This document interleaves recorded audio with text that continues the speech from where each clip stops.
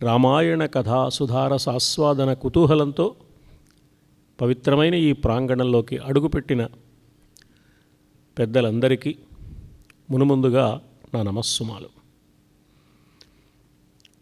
అయోధ్యాకాండలో శ్రీరామచంద్రమూర్తి తమ్ముడైన లక్ష్మణుడితో, భార్య సీతతో అరణ్యానికి వెళ్ళి దండకారణ్యంలో ప్రవేశించటానికి ముందు కొద్ది రోజులు చిత్రకూటంలో విడిది చేసి ఉన్నాడు. చిత్రకూటంలో ఉండవలసిందిగా భరద్వాజ మహర్షి ఆదేశించగా మహర్షి ఆదేశాన్ని పురస్కరించుకొని చిత్రకూటంలో రామచంద్రమూర్తి నివసించడం ప్రారంభించాడు.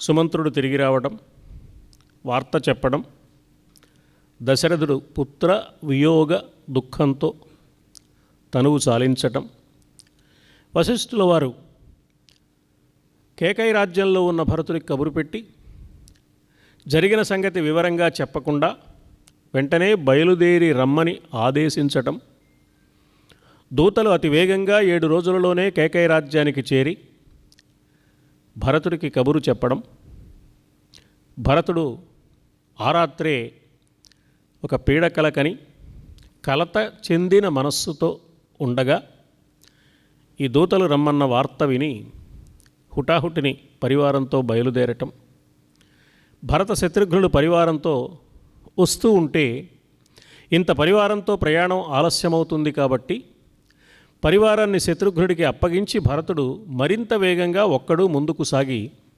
అయోధ్య నగరానికి చేరాడు. అంతవరకు నిన్న అనుకున్నాం మనం. నగరానికి వచ్చి రాగానే తండ్రి గారి కోసం వెతికాడు. తండ్రి గారి నివాసానికి వెళ్ళాడు. తండ్రి కనిపించలేదు. బహుశా కైకమ్మ మందిరంలో ఉండి ఉంటాడు తండ్రి అనుకుని అక్కడికి వెళ్ళాడు. కైకమ్మ ఎదురు వచ్చింది. కైకని చూసి, ఏం జరిగింది, నాన్నగారేరి అన్నాడు. యాగతి సర్వభూతానాం తాం గతిం తే పితా గతః. సమస్త ప్రాణులు చిట్ట చివరికి ఏ స్థితిని పొందుతారో మీ తండ్రి అదే స్థితిని పొందారు సుమా అని చెప్పింది ఆమె చాలా ధైర్యంగా. ఈ సన్నివేశంలో కైకమ్మ నిబ్బరాన్ని పరిశీలిస్తే ఆమె తప్పకుండా దేవతల ప్రతినిధిగా తన పాత్ర నిర్వర్తిస్తున్నట్లుగా కనపడుతుంది. ఆశ్చర్యపోయాడు, ఆవేదన చెందాడు. అదేమిటమ్మా, ఉన్నట్టుండి నాన్నగారికి ఏం ప్రమాదం ముంచుకొచ్చింది, ఏం జరిగింది అంటే తాను వరాలు కోరుకోవడం, రాముడు అరణ్యాల పాలు కావడం, రామ వియోగ దుఃఖంతో దశరథుడు కన్నుమోయడం కైకమ్మ వివరించింది. భరతుడికి పట్టరాని ఆగ్రహం కలిగింది. అభిషేక్ష్యతి రామం రాజా యజ్ఞం యక్ష్యతే ఇత్యహం కృతసంకల్పో హృష్టో యాత్రామయాశిషం. నాన్నగారు ఏదైనా యజ్ఞం చేస్తున్నారేమో, లేక అన్న రాముడికి పట్టాభిషేకం చేయాలని నిర్ణయించారేమో, అందుకోసం కబురు పెట్టారు ఉన్నపళంగా రమ్మని అని అనుకున్నానమ్మా. ఇక్కడికి వచ్చాక ఈ ఘోరమైన సన్నివేశాన్ని చూడవలసి వచ్చింది. ఏనాడైనా నాకు రాజ్యకాంక్ష ఉన్నదని నీతో నేను మాట వరసకైనా అన్నానా? అన్న పరిపాలించవలసిన రాజ్యాన్ని నేను పరిపాలించడానికి కావలసిన మనస్సుతో ఎప్పుడైనా ఉన్నట్లుగా నీకు అనిపించిందా? అందువల్ల నువ్వు చేసిన పని మన వంశానికే కళంకాన్ని ఆపాదించే పని, కుటుంబం మొత్తాన్ని అశాంతి పాలు చేసే పని. ఇంత ఘోరానికి పాల్పడిన నువ్వు సాత్వం అగ్నిం ప్రవిశవా స్వయం వా దండకాన్విష రజ్జుం బంధాన కంఠే నహితేన్యత్పరాయణం.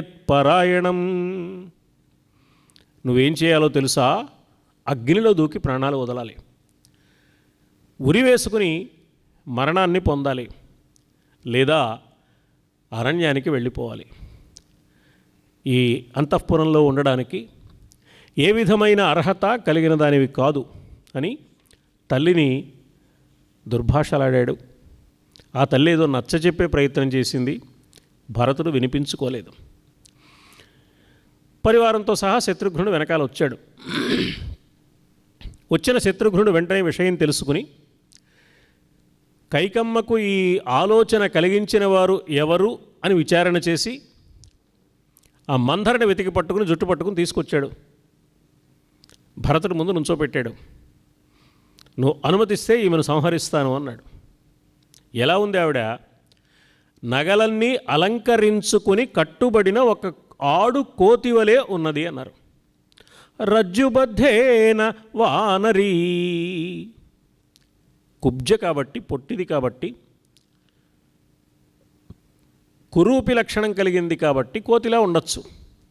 నగలన్నీ అలంకరించుకున్న కోతిలా ఉంది. కోతివలే ఉంది అని ఎందుకన్నారంటే, రామాయణ కథలో వానరులు ఏ విధంగా రామకార్యానికి దోహదం చేశారో మందర కూడా పరోక్షంగా రామకార్యానికే దోహదం చేసింది. అందుకోసం కోతితో పోల్చి చెప్పారు. శత్రుఘ్నుడు అన్నాడు, హన్యాం అహమిమాం పాపాం కైకేయీం దుష్టచారిణీం యది మాం ధార్మికో రామో నాసూయేనాతృ మాతృఘాతుకం ఇమామపి హతాం కుబ్జాం యది జానాతి రాఘవః త్వాం చ మాం చ హి ధర్మాత్మా నాభిభాషిష్యతే ధ్రువం. ఈ కుబ్జని ఏదో చేసేస్తానంటున్నావు తమ్ముడు, ఈమెను ఏమి చేసినా అన్నగారు అంగీకరించరు. అందువల్ల ఆయన మనం అపరాధం చేశామని భావించి మనతో మాట్లాడను కూడా మాట్లాడరు. అందువల్ల అన్నకు సమ్మతం కాని పని, ధర్మవిరుద్ధమైన పని, అన్నగారి మనస్సు కష్టం కలిగించే పని మనం ఎన్నడూ చేసే అవకాశం లేదు, చేయవద్దు అన్నాడు. భరతుని ఆజ్ఞను పురస్కరించుకొని శత్రుఘ్నుడు ఆ మందరను వదిలేశాడు. బతుకు జీవుడు అంటూ మందర అక్కడి నుంచి వెళ్ళిపోయింది. భరతుడు అన్నాడు, అమ్మా, కన్నబిడ్డ అరణ్యాలకు వెళితే కలిగే దుఃఖం కౌసల్యాదేవికి నువ్వు కలిగించావు. ఆ దుఃఖం ఎంత తీవ్రమైందో నీకు అర్థం కావాలంటే నీ బిడ్డనైన నేను అరణ్యంలో ఉండాలి. అందుకని రాముడికి బదులుగా నేను అరణ్యవాసం చేస్తాను.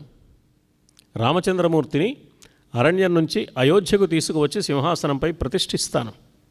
వనే వత్స్యామ్యహం దుర్గే రామో రాజా భవిష్యతి. నేను రాముణ్ణి ఇక్కడికి ఎలా తీసుకొస్తానో తెలుసా? హవ్యవాహమివాధ్వరాత్. యజ్ఞం చేసేటప్పుడు యజ్ఞకుండంలో అగ్నిని ఎలా ఆహ్వానిస్తామో ఆ విధంగా రామచంద్రమూర్తిని ఇక్కడికి తీసుకొస్తాను. అంటే రాముడు అయోధ్యకు వచ్చి పట్టాభిషిక్తుడు కావడం యజ్ఞంతో సమానం. రాముడు అగ్ని సదృశుడు. రాముడు సూర్యరాముడు. సూర్యుని తేజస్సులో ఉన్నది రామతత్వం. రాముడు రామచంద్రుడు. చంద్రుడిలోని చల్లదనం రామతత్వమే. రాముడు సూర్యరాముడు, చంద్రరాముడు మాత్రమే కాదు, అగ్గిరాముడు కూడా. అగ్ని కూడా రామచంద్రమూర్తి స్వరూపమే. సూర్య చంద్ర అగ్ని స్వరూపాత్మకుడైన రాముడి తత్వాన్ని వాల్మీకి మహర్షి వాచ్యంగా చెప్పకుండా పరోక్షంగా అక్కడక్కడ ఆయా పాత్రల మాటల్లో వ్యక్తం చేస్తారు, సూచన చేస్తారు. ఇది రామాయణ రచన విధానంలో ముఖ్యమైన అంశం. ఎందుకంటే రాముడు మానవుడుగా మాత్రమే ఉండాలి, మానవుడుగానే వ్యవహరించాలి. రాముడు కూడా నేను మానవుడిని మాత్రమే అని చెప్పాడు. అలా ఉంటేనే రావణ సంహారం జరిగే అవకాశం ఉంటుంది. రావణుడు కోరుకున్న వరాల కారణంగా. రావణుడు గొప్ప తపస్సు చేసి బ్రహ్మదేవుడు ప్రత్యక్షమైతే మరణం లేకుండా వరం కావాలని కోరుకున్నాడు. ఉత్తరకాండలో కనపడుతుంది ఆ కథ. ఉత్తరకాండ కూడా వాల్మీకి రచన, తప్పకుండా వాల్మీకి రాసినదే అని విశ్వసించే వారిలో నేను కూడా ఒకడిని. కొందరు ఉత్తరకాండ వాల్మీకి రచన కాదు, తర్వాత ఎవరో ప్రక్షిప్తంగా చేర్చారు, పట్టాభిషేకంతోనే రామాయణ కథ పూర్తయిపోయింది అనే అభిప్రాయంతో ఉన్నారు. వారి అభిప్రాయం వారిది. కానీ ఉత్తరకాండ కూడా వాల్మీకి మహర్షి రచనే అని అనుకోవడానికి కొన్ని కారణాలు కనిపిస్తాయి. అందులో ఒక కారణం 24,000 శ్లోకాలతో కూడిన శ్రీమద్ రామాయణం అనే మాట చాలా స్పష్టంగా రామాయణంలో కనపడుతోంది. కాబట్టి ఉత్తరకాండ కూడా కలుపుకుంటేనే 24,000 పూర్తవుతాయి, లేకపోతే 4,000 తగ్గిపోతాయి. ఇది ఒక అంశం. తర్వాత వాల్మీకి మహర్షి రామాయణ రచనా విధానాన్ని గురించి లోకంలో ఒక స్పష్టమైన అభిప్రాయం ఉంది. అదేమిటి అంటే, గాయత్రి మంత్రంలోని 24 అక్షరాలను 1000 శ్లోకాలకు ఒక అక్షరం చొప్పున వరుసగా నిబంధించి వాల్మీకి మహర్షి రచన చేశారు అని. ఆ లెక్క ప్రకారం చూసుకుంటే 20 అక్షరాలే పూర్తవుతాయి యుద్ధకాండ పూర్తయ్యే సమయానికి. ఆ 4,000 మిగిలిపోతాయి, 4 అక్షరాలు కూడా మిగిలిపోతాయి. వాల్మీకి మహర్షి పెట్టుకున్న నియమాన్ని వాల్మీకి మహర్షే ఉల్లంఘించినట్టు కావడం అలాంటి మహర్షుల విషయంలో ఉండదు. రెండో అంశం ఏమిటంటే, వాల్మీకి మహర్షి చాలా స్పష్టంగా షట్కాండాని తదోత్తరం అని ప్రారంభంలో చెప్పారు. బాలకాండలో 6 కాండలు, ఆ పైన ఉత్తరకాండ. సర్వసాధారణంగా ఉత్తరకాండ అనే మాటకు అర్థం తరువాతది అని. ఉత్తరం అంటే తరువాతది ఒక అర్థం. అందుకని 6 కాండల తరువాత మరొక కాండ వస్తుంది, 7 కాండలు అనే ఉద్దేశంతో ఉత్తరకాండ తర్వాత ఉంది అని వాల్మీకి మహర్షి తెలియచేశారు. ఇది ఒక అంశం. ఇంకో అంశం, ఉత్తరము అంటే ఉత్తరము, పైకి వెళ్ళే వాటిలో శ్రేష్టమైన మార్గము. పైనుంచి భూమిపైకి దిగివచ్చిన రామచంద్రమూర్తి తిరిగి మళ్ళీ వైకుంఠానికి వెళ్ళిపోయే సన్నివేశం వరకు చెప్పినప్పుడే ఆ అవతార కథ పూర్తయినట్టు లెక్క. ఆ కనపడే సన్నివేశాలు ఉత్తరకాండలో కనపడతాయి, కానీ యుద్ధకాండలో కనిపించవు. అందుకని రామచంద్రమూర్తి ప్రవేశించడం బాలకాండలో కనపడితే నిష్క్రమించడం ఉత్తరకాండలో కనపడుతుంది. కాబట్టి బాలకాండ నుంచి ఉత్తరకాండ వరకు ఉన్న 7 కాండలు కలుపుకున్నప్పుడు మాత్రమే శ్రీమద్ రామాయణం పరిపూర్ణమైనట్టుగా మనం భావించడానికి అవకాశం కనపడుతుంది. ఇది ఒక అంశం. ఇంకో అంశం ఉన్నది. ఉత్తరం అనే మాటకు అర్థం సమాధానం అని. 6 కాండలు చదువుకుంటున్నప్పుడు మనకు కొన్ని సందేహాలు కలుగుతాయి. ఈ సందేహాలకు సమాధానాలు ఉత్తరకాండలో మాత్రమే లభిస్తాయి. ఈ 6 కాండలు సమాధానాలు కలిగిన ఉత్తరకాండ ఒకే వ్యక్తి చేతి మీదుగా రచన జరిగినప్పుడు మాత్రమే ఇక్కడ కలిగే సందేహాలకు సమాధానాలు అక్కడ దొరికే అవకాశం ఉంటుంది. అందువల్ల కూడా ఉత్తరకాండ కూడా వాల్మీకి మహర్షి రచనే, శ్రీమద్ రామాయణంలో భాగమే అని మనం విశ్వసించడానికి మంచి అవకాశం కనపడుతుంది. ఆ ఉత్తరకాండలో ఈ విశేషాలు చెబుతూ రామచంద్రమూర్తి పట్టాభిషిక్తుడు కావడం కంటే అరణ్యాలకు వెళ్ళడానికే ఎందుకు ప్రాధాన్యం ఇచ్చాడు అంటే, రావణ సంహారమే లక్ష్యంగా అవతరించాడు కాబట్టి. ఆ రావణుడు నరుల వల్ల, వానరుల వల్ల తప్ప మరెవ్వరి వల్ల తనకు కానీ లంకానగరానికి కానీ ఏ విధమైన ప్రాణాపాయము కలగకుండా ఉండాలి అని వరం కోరుకున్నాడు. అసలు చావే లేకుండా ఉండాలని వరం కోరుకున్నాడు. రాక్షసులందరూ అలాగే కోరుకుంటారు. హిరణ్యకశిపుడు కూడా అలాగే కోరుకున్నాడు. మనం పురాణాలు చూస్తే ప్రతి రాక్షసుడు అదే కోరుకుంటాడు. తపస్సు చేయడం, బ్రహ్మదేవుడు పరమేశ్వరుడు ప్రత్యక్షమైతే వరం కోరుకుంటారు, చావు లేకుండా ఉండాలి అని. ఆశ్చర్యం ఏమిటంటే, రాక్షసులు ఎవరు విష్ణుమూర్తి కోసం తపస్సు చేయరు. అయితే బ్రహ్మదేవుడి కోసం చేస్తారు, లేకపోతే పరమేశ్వరుడి కోసం చేస్తారు. ఆ పరమేశ్వరుడు బోళాశంకరుడు తపస్సు చూసి మురిసిపోయి ఆయన ఇచ్చేస్తాడు. నీ తల మీద చేయి, ఎవరి తల మీద చేయి పెడితే వారు భస్మం అయిపోవాలి అనే వరం కోరుకుంటే కూడా ఇచ్చేసి, ఆ రాక్షసుడు తన తల మీదే చేయి పెట్టడానికి సిద్ధపడితే పరిగెత్తాడు తప్ప ఇలాంటి వరం ఇవ్వడం పొరపాటు అయిపోయింది అనుకోలే ఆయన. అలాగే గజాసురుడు చిత్రమైన వరం కోరుకున్నాడు. ఆ గజాసురుడి పొట్టలో ఉండిపోయాడు శివుడు. అలాగే అంధకాసురుడు, అలాగే మరొక అసురుడు.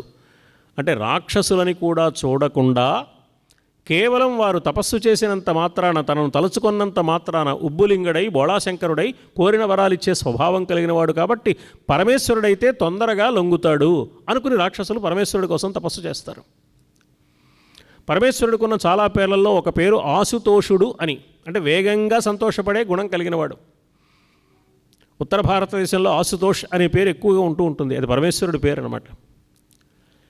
ఈ కారణాల వల్ల శివుడి కోసమే తపస్సు చేస్తారు వాళ్ళంతా, లేదా బ్రహ్మదేవుడి కోసం తపస్సు చేస్తారు.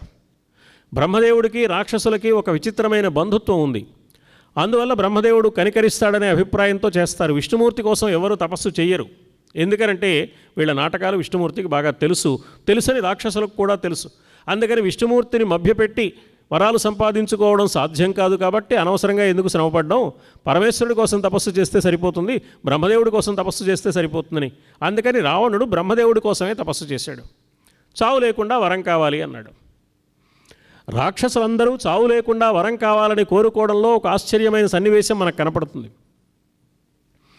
ఎందుకు చావు లేకుండా వరం కావాలని కోరుకుంటున్నారు అని ఆలోచిస్తే 2 అంశాలు మనకు తెలుస్తాయి. మొదటిది, వాళ్ళకి చావు అంటే భయం అన్నమాట. చావు అంటే భయం కాబట్టి చావు లేకుండా వరం కావాలని కోరుకుంటున్నారు. అంటే వాళ్ళు ఎన్ని బీరాలు పలికినా, నా అంతటి వాడు లేడు, నేను ఇంతటి వీరుణ్ణి, నేను అంతటి వీరుణ్ణి ఎన్ని కబులు చెప్పినా వాడు పిరికివాడు అనమాట. చావు అంటే భయపడే పిరికివాడు. రెండో అంశం, ఎప్పుడో రావలసిన చావు ఇప్పుడే రావడానికి తగిన కూడని పనులు చేయబోతున్నాడు అన్నమాట. అందువల్ల ఎక్కడ చావు వస్తుందో ఈ చేసే పనులకి అని భయపడి చావు లేకుండా ముందు వరం సంపాదించి ఆ తర్వాత పాడు పనులన్నీ చేయడం మొదలు పెడతాడనమాట.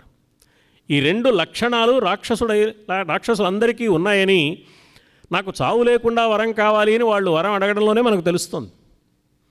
రావణాసురుడు కూడా అలాగే అడిగాడు. బ్రహ్మదేవుడు అందరికీ చెప్పినట్టే, పుట్టిన ప్రతి ప్రాణికి మరణం తప్పదు కదా, అందువల్ల చావు లేకుండా నువ్వు వరం అడగడం భావ్యం కాదు, నేనిచ్చినా అది సంభావ్యం కాదు, అది అమలు జరిగే అవకాశం లేదు.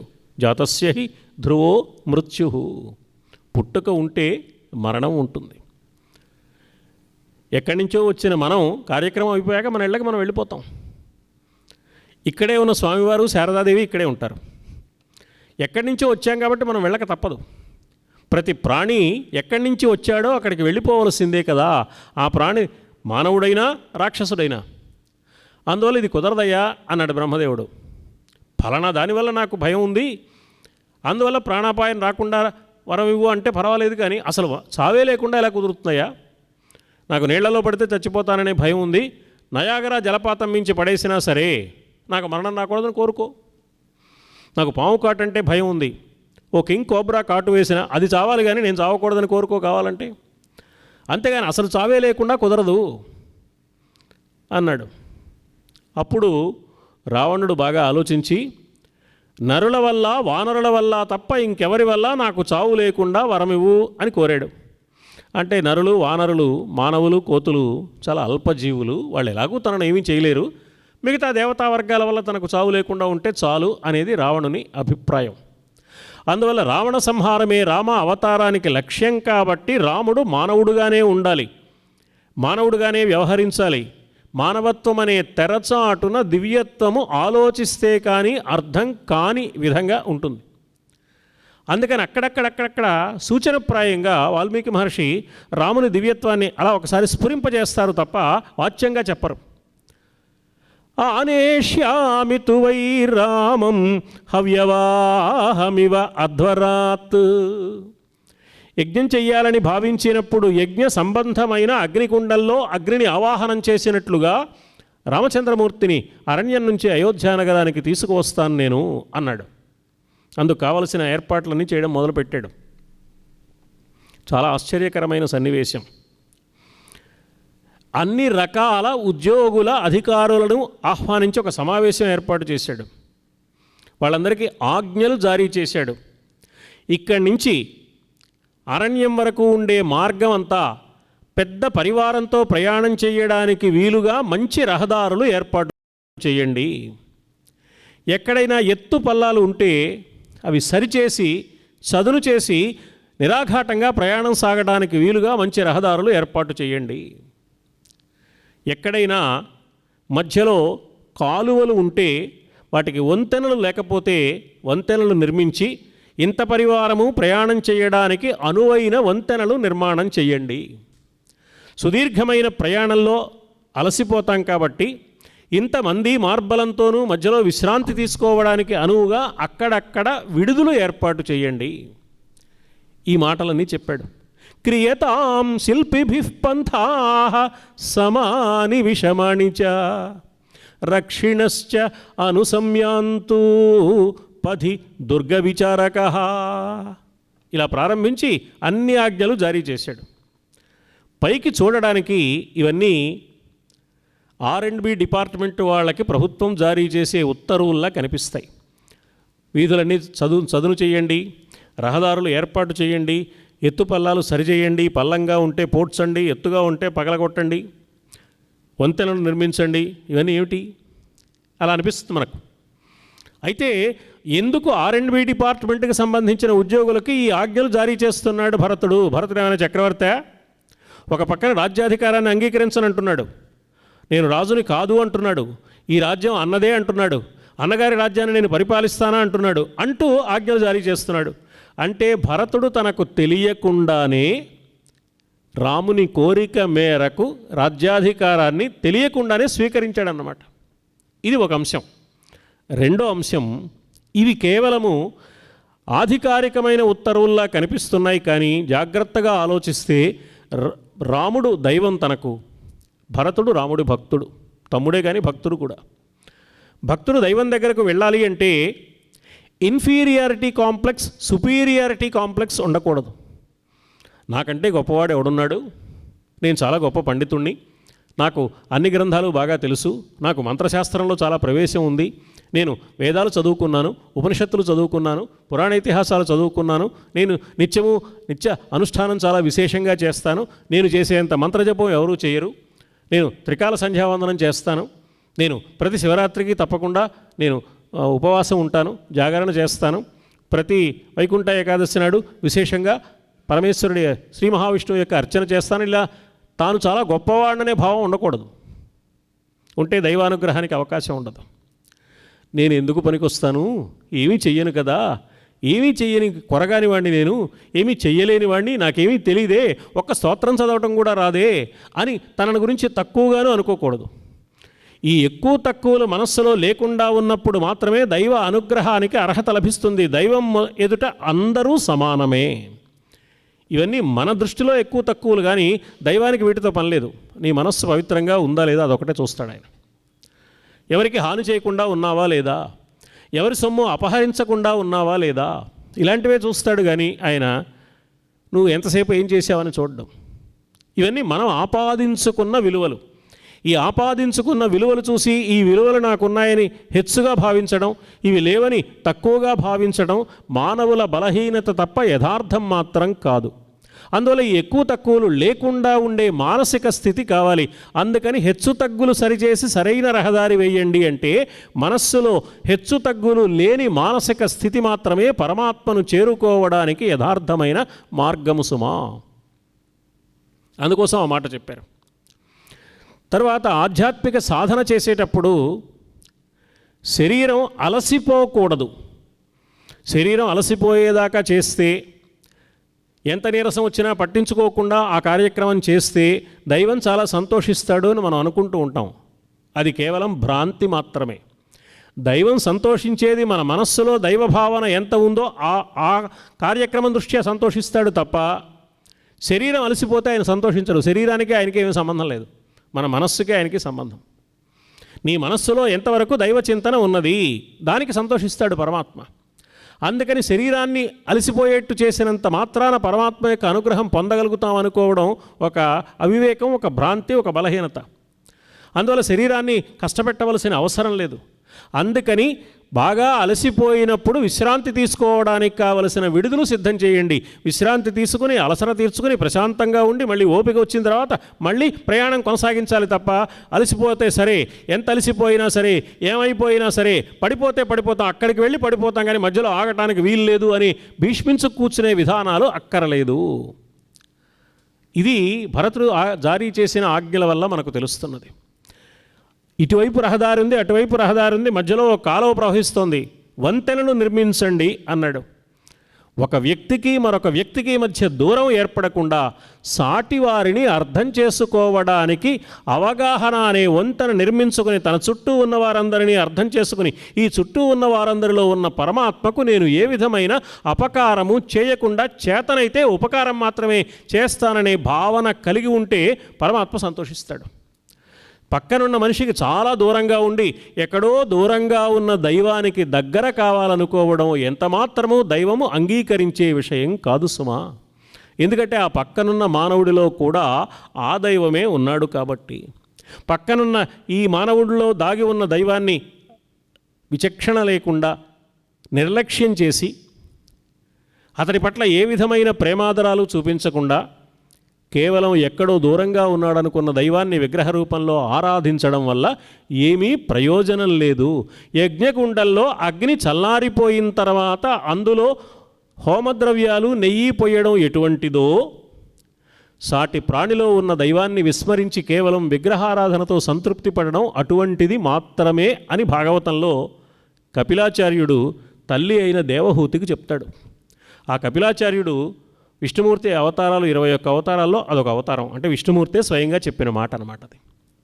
ఆ నిశము సర్వభూత హృదయాంతరవర్తియనందనర్చు ఈశు నను అవజ్ఞ చేసి మనుజుండు ఒగిమత్ ప్రతిమార్చనా విడంబనమున మూఢుడై ఉచిత భక్తిని నన్ను భజింపడేని అమ్మనుజుడు భస్మకుండమున మానక వ్రేల్చిన ఎట్టివడగున్.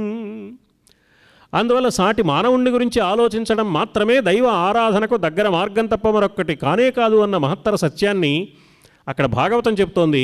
రామాయణం అదే సత్యాన్ని మరొక మార్గంలో ఇక్కడ చెప్తోంది. అందుకని క్రియతాం శిల్పిభిః పంథః సమాని విషమాణి చ రక్షిణశ్చ అనుసంయాంతు పది దుర్గ విచారకః. ఇలా ఆజ్ఞలన్నీ జారీ చేశాడు. రోజులు గడుస్తున్నాయి.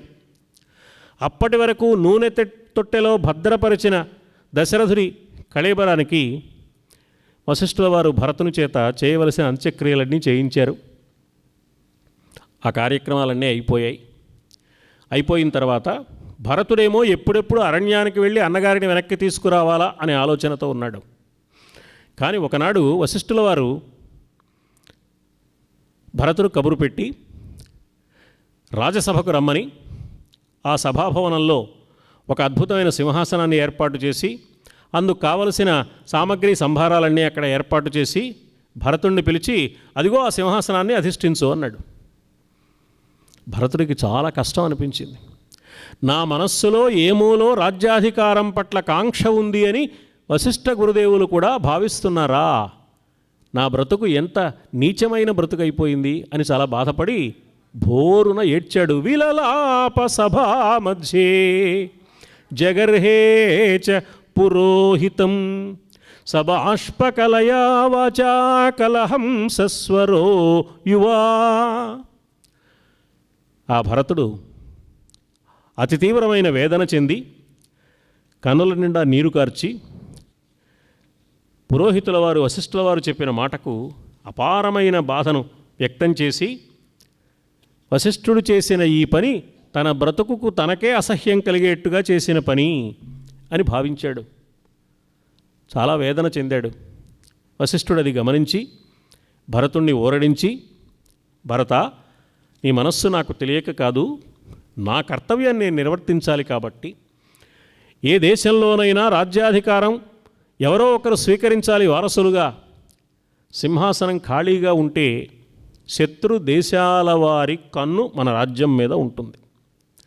సామంతరాజులు విప్లవాలు చేసి తిరుగుబాటు చేసి రాజ్యాన్ని వశపరుచుకునే ప్రయత్నం చేసే అవకాశం ఉంటుంది. ఈ 2 కారణాల వల్ల ప్రధానమైన సింహాసనం ఖాళీగా ఉండకూడదు. కాబట్టి తండ్రి మరణించాడు, అన్నగారు అడవులకు వెళ్ళారు కనుక నీవు మాత్రమే అధికారివి కనుక నీకు ఆ రాజ్య సింహాసనాన్ని అప్పగించడం వశిష్ఠుడుగా, మీ కుల పురోహితుడుగా నా బాధ్యత నేను చేశాను, కానీ నిన్ను చులకన చేసే ఉద్దేశంతో కాదు నాయనా అని అతన్ని ఓదార్చాడు. ఆయన అనుమతి తీసుకున్నాడు. ప్రయాణానికి కావలసిన ఏర్పాట్లు చేశాడు. చిత్రం ఏమిటంటే ఆ వశిష్ఠుల వారిని కూడా తన వెంట రమ్మన్నాడు. వశిష్ఠుడు, వామదేవుడు, సుయజ్ఞుడు, జాబాలి, వీళ్ళు ప్రధానమైన మహర్షులు. వశిష్ఠుల వారు పెద్దవారు, మొదటివారు.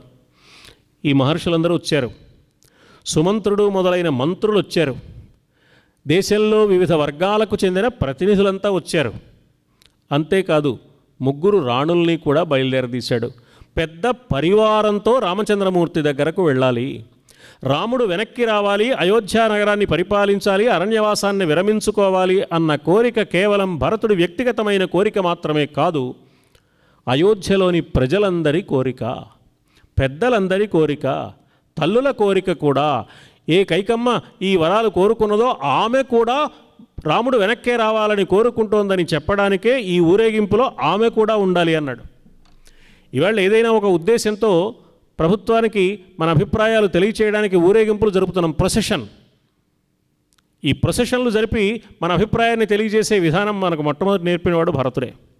పెద్ద పరివారంతో సహా రామచంద్రమూర్తి దగ్గరికి వెళ్ళాలి. ఈ పరివారం మొత్తాన్ని చూపించి ఇంతమంది అభిప్రాయం ఇది, ఒక వ్యక్తి యొక్క అభిప్రాయం కాదు అని రాముడికి నచ్చ చెప్పాలి అనే ఉద్దేశంతో పరివారంతో సహా బయలుదేరాడు. మరి ప్రయాణ మార్గం అదే కాబట్టి ఈయన కూడా మొట్టమొదట శృంగిబేరపురానికే చేరాలి. శృంగిబేరపురానికి చేరాడు. అల్లంత దూరంలో గుహుడు చూశాడు భరతుణ్ణి, పరివారాన్ని. అవురా, ఈ భరతుడు అరణ్యంలో కూడా రామచంద్రమూర్తి క్షేమంగా ఉండకుండా ఏదో దురుద్దేశంతో అపకారం తలపెట్టాలని ఇంత పరివారంతో, సేనా సమూహంతో వస్తున్నట్లుగా తోస్తున్నది. కైకమ్మ రాజ్యం నుంచి వెళ్ళగొట్టింది. ఆ కుమారుడు అడవిలో కూడా రాముడు సుఖంగా ప్రశాంతంగా లేకుండా చేయాలనే దురాలోచనతో వస్తున్నట్లు కనపడుతున్నది. కానీ అతడి ఆలోచన మనమేమీ తెలుసుకోనట్టుగా, మామూలుగా ఉన్నట్టే నమ్మి రకరకాల సంభాషణల ద్వారా భరతుడి ఆంతర్యాన్ని కనిపెట్టి, భరతుడు మంచి ఉద్దేశంతో వస్తే సరే నదిని దాటిద్దాం, భరతుడు దురుద్దేశంతో వస్తున్నాడని తెలిస్తే తెలియనట్లే ఉండి నదుల్లో ప్రయాణం చేయడానికి వీలుగా పడవల్లో ఎక్కించుకుని గంగానది మధ్యలోకి వెళ్ళిన తర్వాత పడవలు నిలువున ముంచేసి మనందరికీ ఈత వచ్చు కాబట్టి మనం బయటకు వద్దాం, భరతుడు, భరతుడి పరివారము గంగా ప్రవాహంలో కొట్టుకుపోయి ప్రాణాలు వదలవలసిందే, రాముడికి అపకారం చేయాలనే ఆలోచన చేసిన వారిని బ్రతకనివ్వడానికి ఈ గుహుడు అంగీకరించడు అని చెప్పాడు గుహుడు పరివారానికి. గుహుడు ఏ మాట చెప్తే ఆ పరివారం మొత్తానికి అది ఆజ్ఞ, అది శాసనం. వాళ్ళంతా సరే అన్నారు. భరతుడు వచ్చాడు. ఇయంతే మహతీ సేన శంకాం జనయతీవమే. భరతుడికి స్వాగతం చెప్పాడు, ప్రేమగా పలకరించాడు. ఆ మాటలు ఈ మాటలు అయిన తర్వాత, ఏమిటయ్యా ఎందుకు బయలుదేరావు అంటే, మా అన్నయ్యని కలుసుకుందామని బయలుదేరాను, మా అన్నయ్యని వెనక్కి రమ్మని పిలవాలని బయలుదేరాను. మరి మీ అన్నయ్యని వెనక్కి రమ్మని పిలవడానికి ఇంతమంది పరివారం ఎందుకయ్యా, సేనా సమూహం అంతా ఎందుకు అని అడిగాడు. ఏం లేదు, నా ఒక్కడి వ్యక్తిగత అభిప్రాయం కాక ఇంతమంది అభిప్రాయం అని తెలిస్తే మా అన్నయ్య నా మాట వింటాడనే ఆశతో బయలుదేరాను అన్నాడు. అప్పుడు గుహుడికి అనుమానం లేకుండా మనస్సుకు ప్రశాంతత కలిగి, ధన్యస్త్వం నత్వయా తుల్యం పశ్యామి జగతీతలే. నువ్వు ధన్యుడు అయ్యా భరత, ప్రపంచంలో నీలాంటి వాడు మరొక్కడు లేడు. అయత్నాత్ ఆగతం రాజ్యం యస్త్వం త్యక్తుమిహేచ్ఛసి. అనుకోకుండా దక్కిన, ఏ ప్రయత్నమూ లేకుండా దక్కిన సువిశాలమైన అయోధ్య రాజ్య వైభవాన్ని తృణప్రాయంగా పరిత్యాగం చేసి అన్నగారికే మళ్ళీ అప్పగించాలనే ఆలోచనతో వెళుతున్నావే, నీవు చాలా గొప్పవాడివి, ధన్యుడివి సుమా అన్నాడు. వాళ్ళందరినీ జాగ్రత్తగా పడవల్లో దింపడానికి కావలసిన ఏర్పాట్లు చేశాడు. చేస్తే ఆ రాత్రి విశ్రాంతి తీసుకుని మర్నాడు వెళ్ళాలి. భరతుడు అడిగాడు, మా అన్న శృంగిబేరపురానికి వచ్చాడు కదా సీతమ్మతో, మా సోదరుడు లక్ష్మణుడితో కలిసి, మరి ఈ అరణ్య ప్రాంతం కదా ఇది, మా అన్నయ్య ఎక్కడ విశ్రాంతి తీసుకున్నాడు అంటే ఒక కొండ చూపించి, ఈ కొండ మీద దర్భగడ్డి పరుపులు ఏర్పాటు చేస్తే అక్కడ పడుకున్నారు సీతారాములు. లక్ష్మణుడు మాత్రం నిద్రపోలేదు, అలాగే రాత్రంతా మేలుకొని నిలిచి ఉన్నాడు. నేను లక్ష్మణుడు రాముడి గురించే మాట్లాడుకుంటూ కాలం గడిపాం, ఇక్కడే పడుకున్నారు వాళ్ళు.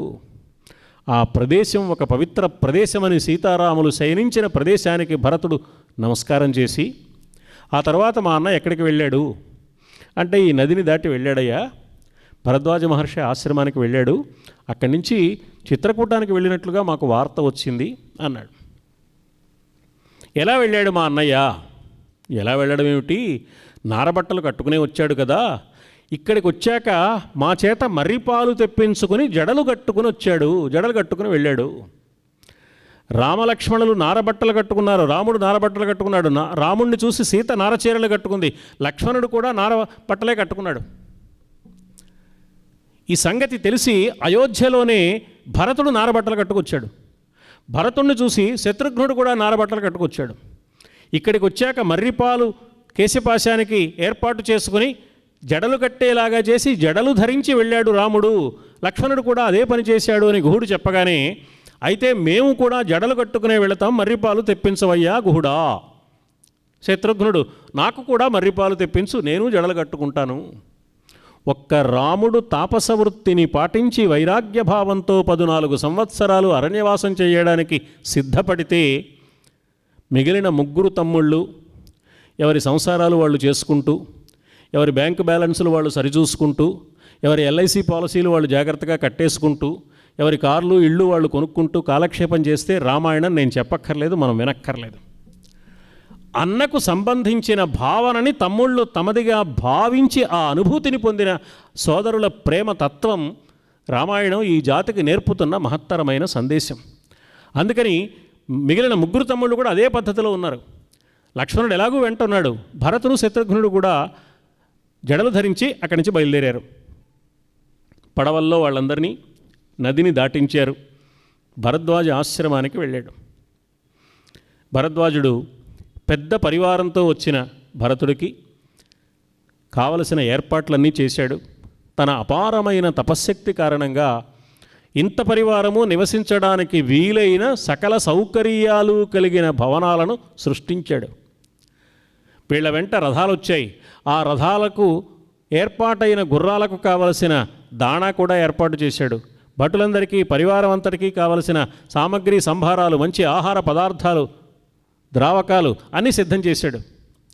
అందరూ ఆనందంగా అక్కడ కాలక్షేపం చేశారు.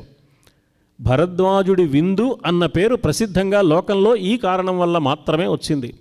ఆ భరద్వాజ మహర్షి అలాంటి ఏర్పాటు చేశాడు. ఆయన సామాన్యుడైన ఋషి, ఆయన ఏమీ సంపన్నుడు కాదు, కానీ తన అపారమైన తపశ్శక్తితో ఏది కావాలంటే అది సృష్టించగలిగిన సామర్థ్యం ఉన్నవాడు. అవన్నీ సృష్టించి వీళ్ళకి ఆ ఏర్పాట్లన్నీ చేసి భరతుణ్ణి పిలిచి, ఏమయ్యా ఇంత పెద్ద పరివారంతో మీ అన్నయ్య దగ్గరికి వెళ్తున్నావు, ఏమిటి కారణం? ఇందులో మంచి ఉద్దేశమే ఉందని అనుకోమంటావా అన్నాడు. భరతుడికి ఏడుపు వచ్చింది. త్రికాలవేత్త అయిన మహర్షికి కూడా నా మీద సందేహం కలుగుతోందా? ఇది ఎంత దురదృష్టకరమైన జన్మ నాది, నేను ఎంత దురదృష్టవంతుణ్ణి.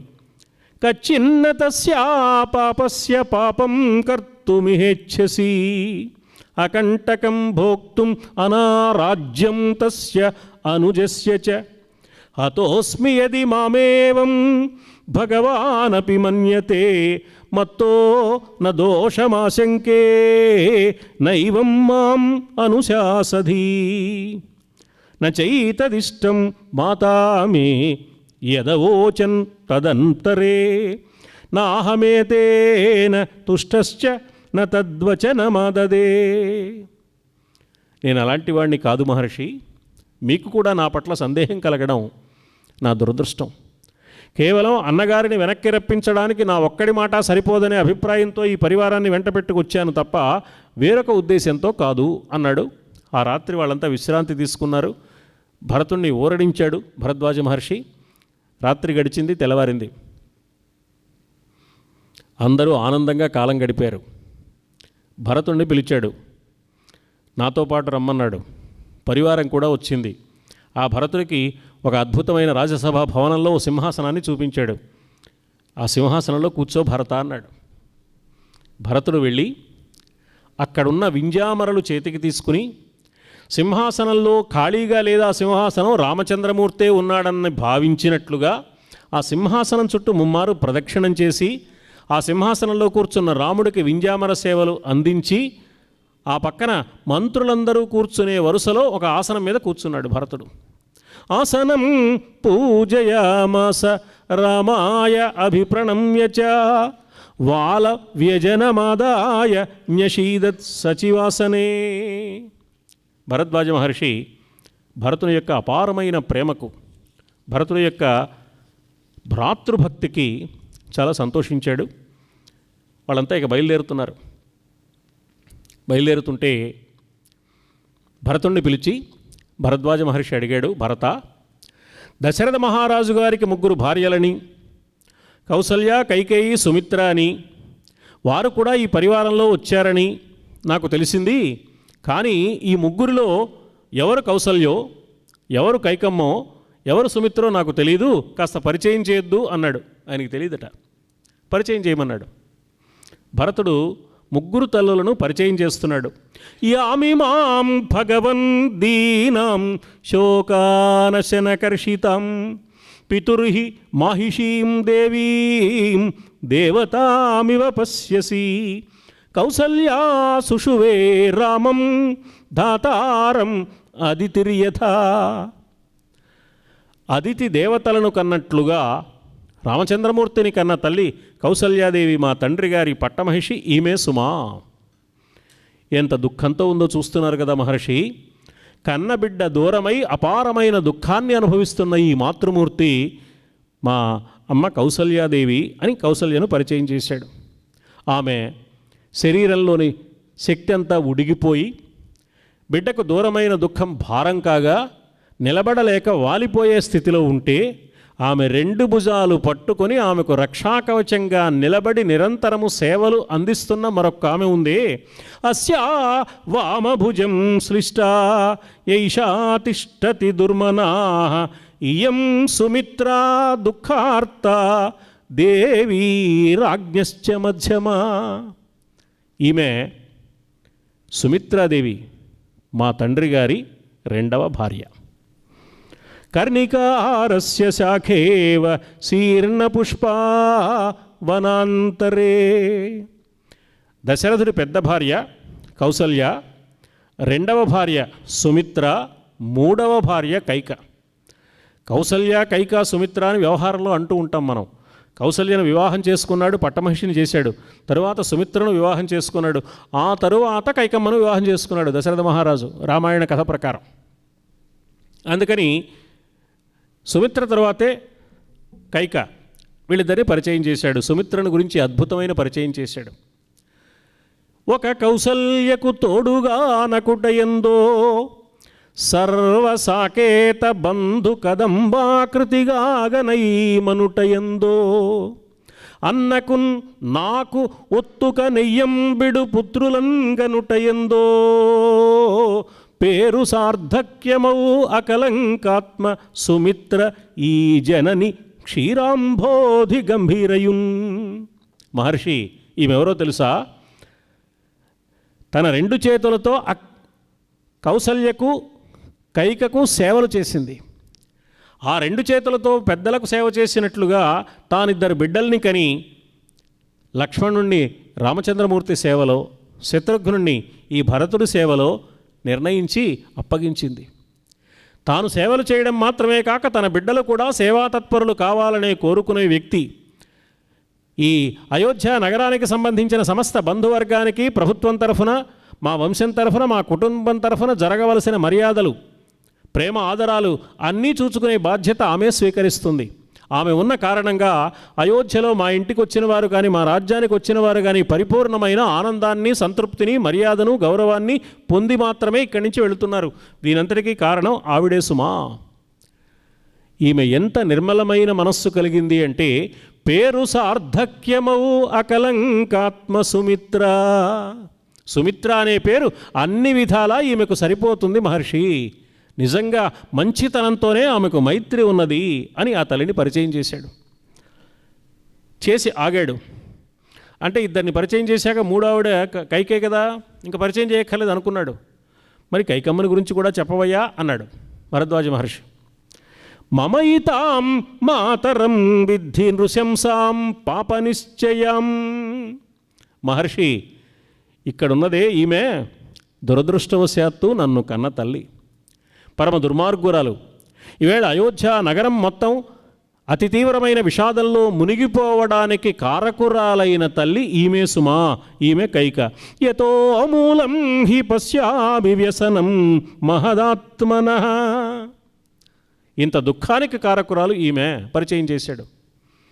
భరద్వాజ మహర్షి చిరునవ్వు నవ్వి, న దోషేణ అవగంతవ్యా కైకేయీ భరతత్వయా. కైకమ్మను తప్పు పట్టవద్దు సుమా. రామ ప్రవ్రాజనం హి ఏతత్ సుఖోదర్కం భవిష్యతి, హితమేవ భవిష్యద్ధి రామ ప్రవ్రాజనాదిహ. దేవానాం దానవానాం చ ఋషీణాం భావితాత్మనాం. దేవతలకు, దానవులకు, మహర్షులకు, మహాత్ములకు అందరికీ క్షేమం కలగడానికి ఈ రామచంద్రమూర్తి వనవాసం ఉపయోగపడుతుంది సుమా. రామచంద్రమూర్తి చేసే వనవాసం కారణంగా లోకానికి మేలే కలుగుతుంది. అందువల్ల అలాంటి మేలు కలిగే కార్యక్రమాన్ని తన భుజాల వేసుకుని బాధ్యతతో నిర్వహించి నిందలు మోస్తున్న ఉత్తమురాలు తప్ప ఈ కైకమ్మ సామాన్యురాలు కాదు. ఆమెను నిష్కారణంగా నీవు నిందించవద్దు సుమా. ఆమెలో ఏ తప్పు లేదు, ఇది దైవ నిర్ణయం అని చెప్పాడు. భరతుడు అవుననలేదు, కాదనలేదు, మహర్షిని ధిక్కరించలేదు, అలాగేనని తల ఊపాడు. కానీ మనస్సులో మాత్రం మార్పు వచ్చిందో లేదో తెలియదు. అక్కడి నుంచి వాళ్ళంతా ఆ మహర్షి అనుమతి తీసుకున్నారు, బయలుదేరారు. పెద్ద పరివారం వస్తోంది. అడవి ప్రాంతంలో నిర్మానుష్యంగా ఉండే ప్రదేశంలో పెద్ద పరివారం వస్తూ ఇన్ని రథాలు వస్తుంటే, ఇన్ని ఏనుగులు వస్తుంటే, ఇన్ని గుర్రాలు వస్తుంటే, ఇంతమంది పరివారం వస్తుంటే పెద్దగా దుమ్ము పైకి రేగుతున్నది. చిత్రకూట పర్వతం మీద సీతారాములు కూర్చునున్నారు. రామచంద్రమూర్తి వెనక ధనుస్సు పట్టుకుని లక్ష్మణస్వామి సిద్ధంగా ఉన్నాడు. లక్ష్మణుడు నిలబడి ఉన్నాడు, సీతారాములు ఇద్దరు కూర్చొని ఉన్నారు. అల్లంత దూరాన ఆకాశ వీధిలో బాగా పైకి రేగిన ధూళి కనపడుతోంది. చూశాడు, ఏమిటి కారణమని. పెద్ద పరివారం వస్తోంది. భరతుడు కనపడ్డాడు. వెంటనే అన్నాడు, ఈ అరణ్య ప్రాంతంలో కూడా మా అన్నయ్య సుఖంగా ఉండడానికి ఇష్టం లేక దురుద్దేశంతో భరతుడు వస్తున్నాడు. చూడండి, గుహుడు భరతుడిని అనుమానించాడు, భరద్వాజ మహర్షి భరతుడిని అనుమానించాడు, లక్ష్మణుడు కూడా భరతుడిని అనుమానించాడు. మనం ఏమనుకుంటామంటే ఇంతమంది అనుమానించారు, చాలా దారుణమైన సన్నివేశం అనుకుంటాం. దేన్ని పరీక్షిస్తారు, ఇది బంగారమా కాదా అని? అది బంగారం అయితేనే పరీక్షిస్తారు. అది గాజుపూస అయితే ఎవరు పరీక్ష చేయరు. బంగారాన్నే 10 సార్లు గీసి బంగారం అవునా కాదా అని చూస్తారు. బంగారం లాంటి మనస్సు కలిగిన వాడు కాబట్టి భరతుడు ఇంతమంది అనుమానించి పరీక్షించారు ఆయన్ని. లక్ష్మణుడు కూడా అనుమానించాడు. సంప్రాప్తోయమరిర్వీర భరతో వధ్యయేవమే. అన్నయ్య, దుర్మార్గుడైన శత్రువు వస్తున్నాడు భరతుడు, అతన్ని సంహరించి తీరుతాను, నువ్వు అనుమతివు. భరతస్య వధే దోషం నాహం పశ్యామి రాఘవ. అతడు ఈ ప్రాంతానికి చేరుకోకముందే నేనే ఎదురు వెళ్ళి అతన్ని సంహారం చేసి నా కర్తవ్యాన్ని నిర్వర్తిస్తాను. ఇందులో ఏమీ తప్పు లేదని నేను అనుకుంటున్నాను, నీవు అనుమతించవలసింది. భరతుణ్ణే కాదు, కైకయీం చ వధిష్యామి సానుబంధాం సబాంధవం. కైకమ్మను, ఆ పరివారాన్ని, బంధువర్గాన్ని మొత్తాన్ని సంహారం చేస్తాను, నీవు అనుమతి ఇవ్వవలసింది. రాముడు అన్నాడు, అదేమిట్రా, తమ్ముడు వస్తుంటే సంహరిస్తానంటావు? ఇది ఏమైనా న్యాయమైన మాటేనా? అన్నదమ్ముల మధ్య అనుబంధమే ఉండదా? అన్నదమ్ముల మధ్య ఏ విధమైన ఆత్మీయతలు, ప్రేమలు ఉండవా? తొందరపడి ఇలా తమ్ముడిని సంహరిస్తాననడం ఏమైనా న్యాయమైన విషయమేనా అని నిలబడ్డాడు రాముడు. నిలబడిన రాముడు అన్నాడు, ఒక్కసారి జాగ్రత్తగా చూడు. కిమత్ర ధనుషా కార్యం అసినావాస చర్మణా మహేశ్వాసే మహాప్రాజ్ఞే భరతే స్వయమాగతే నేహచ్ఛేయం నహి ఇచ్ఛేయం అధర్మేణ శక్రత్వమపి లక్ష్మణ. రాజ్యసింహాసనం కావాలనే కోరికతో భరతుణ్ణి వెనువెంటనే సంహరించాలనే ఆలోచన నాకు ఎంత మాత్రమూ లేదు సుమా. ధర్మబద్ధం కాని ఇంద్ర పదవిని కూడా నేను అంగీకరించను తమ్ముడు. అందువల్ల భరతుణ్ణి సంహరించాలనే ఆలోచన ఒప్పుకోను. ఇది కాక నువ్వు చాలా పొరపాటు పడ్డావు. ఆ పరివారాన్ని ఒక్కసారి చూడు. అన్నగారు ఎక్కడున్నారో వెతుక్కుంటూ ఆతృతతో వస్తున్న ఆందోళన భరతుడి ముఖంలో కనపడుతోంది. నువ్వు గమనించావా? నువ్వు భరతుడిని శత్రువుగానే చూసావు, కానీ భరతుడి ముఖ కవళికల్లో నా పట్ల ఉన్న ప్రేమాదరాలు, అన్నను ఎప్పుడెప్పుడు చూస్తాననే ఆతృత కనపడుతోంది, నువ్వు గమనించలేకపోయావు. భరతుడు నడిచి వస్తున్నాడు, రథంలో కూర్చొని లేడు, ఖాళీగా రథం నడుస్తోంది. ఆ రథం మన తండ్రి గారిది. ఆ పైన మన వంశానికి చెందిన కోవిదార ధ్వజం ఉంటుంది. కోవిదార వృక్షం వాళ్ళ రాజ్య సంకేతం అన్నమాట. ఆ గుర్తుతో ఒక జెండా ఉంటుంది. ఆ జెండా నాయకుడైన వాడు మరణించినప్పుడు జెండా వంచేసి ఉంటుందన్నమాట. అక్కడ ఆ జెండా వంచేసి ఉన్నది సుమా, అంటే మన తండ్రి మరణించాడు. తండ్రి మరణ వార్త చెప్పి ఆ దుఃఖాన్ని నాతో పంచుకోవడం కోసం భరతుడు వస్తుంటే వాడేదో శత్రువని సంహరిస్తానని అంటావేమిట్రా తమ్ముడు. ఒకటే సన్నివేశం, లక్ష్మణుడు చూశాడు, రాముడు చూశాడు. లక్ష్మణుడికి ఒకలా కనపడింది, రాముడికి మరోలా కనపడింది. సన్నివేశం ఒకటే అయినా మన సంస్కారాలను బట్టి, మన మానసిక స్థాయిని బట్టి, మన అంతరంగంలోని ఆలోచన విధానాన్ని బట్టి ఆ సన్నివేశం కనపడుతుంది. లక్ష్మణుడు లాంటి ఆవేశపరుడికి, తొందరపాటు మనస్తత్వం కలిగిన వాడికి ఎదుటివాడిది తప్పుగా కనపడింది. రాముని లాంటి ప్రశాంతమైన మనస్సు కలిగిన వాడికి ఆ సన్నివేశంలో ఉన్న యథార్థం గోచరమవుతుంది అని ఈ సన్నివేశం మనకు తెలియజేస్తోంది. ఇలా చెప్పాడు రాముడు.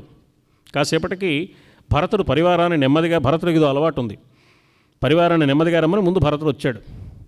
సరాసరి వచ్చాడు. అలా వస్తూ, మా అన్నయ్యకి నా వల్ల కదా ఇంత కష్టం వచ్చింది, ఇలా ఒక ఆశ్రమంలో ఉంటున్నాడా, పర్ణశాలలో ఉంటున్నాడా, రాజభవనాల్లో ఉండవలసిన మా అన్నయ్య, చేనాంబరాలు ధరించవలసిన మా అన్నయ్య నారబట్టలు కట్టుకున్నాడా, కందమూల ఫలాలు తినే పరిస్థితికి వచ్చాడా, ఇది చాలా బాధగా ఉంది, దీనికంతటికీ నేనే కదా కారణం.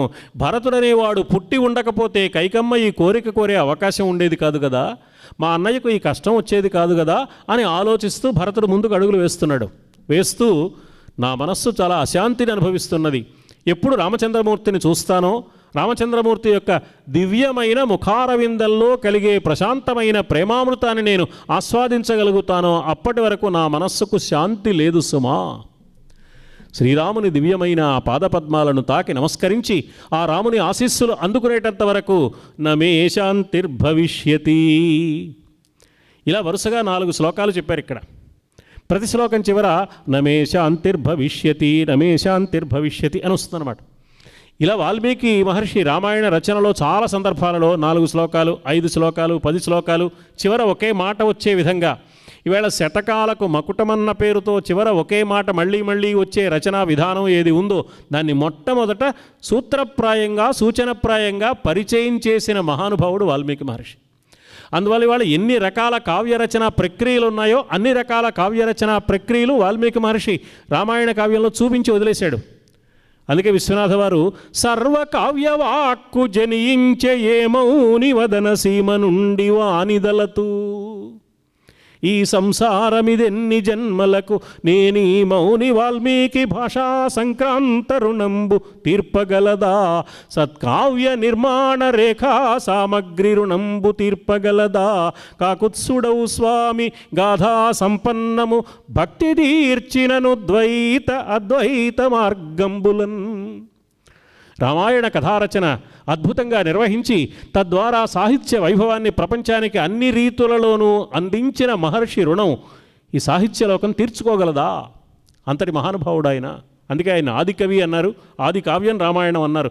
తరువాత వచ్చే అన్ని రకాల రచనా ప్రక్రియలకు మూలం రామాయణంలోనే కనిపిస్తుంది. వాల్మీకి మహర్షి ఆ విధమైన రచన చేశాడు.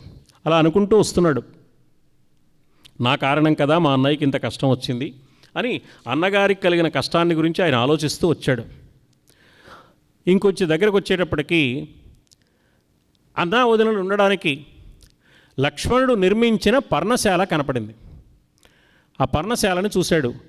దదర్శ మహతీం పుణ్యాం పర్ణశాలాం మనోరమాం సాల తాల అశ్వకర్ణానాం పర్ణైః బహుభిరావృతాం సాల తాల అశ్వకర్ణానాం పర్ణైః బహుభిరావృతాం దదర్శ మహతీం పుణ్యాం పర్ణశాలాం మనోరమాం. అందంగా ఉంది పర్ణశాల, పవిత్రంగా ఉంది పర్ణశాల, పుణ్యప్రదమైన దివ్య స్థితిని కలిగిస్తోంది పర్ణశాల. ఆ పర్ణశాలను చూశాడు భరతుడు. ఎలా ఉంది ఆ పర్ణశాల? సాల తాల అశ్వకర్ణానాం పర్ణైః బహుభిరావృతం. సాల అంటే మద్ది ఆకులు, తాల అంటే తాటి ఆకులు, అశ్వకర్ణము అంటే మినుమద్ది ఆకు. ఆ పర్ణశాల చూడగానే 3 పొరలుగా ఆకులు కప్పి ఉన్నాయి. కేవలం తాటి ఆకుల పర్ణశాల కాదది. తాటి ఆకుల కంటే ముందు మద్ది ఆకులు వేశారు, మినిమద్ది ఆకులు వేశారు, మినుమద్ది ఆకుల మీద తాటి ఆకులు వేశారు, తాటి ఆకుల మీద మద్ది ఆకులు వేశారు. మద్ది ఆకు తాను గట్టిగా ఉండి తొందరగా ఎండకుండా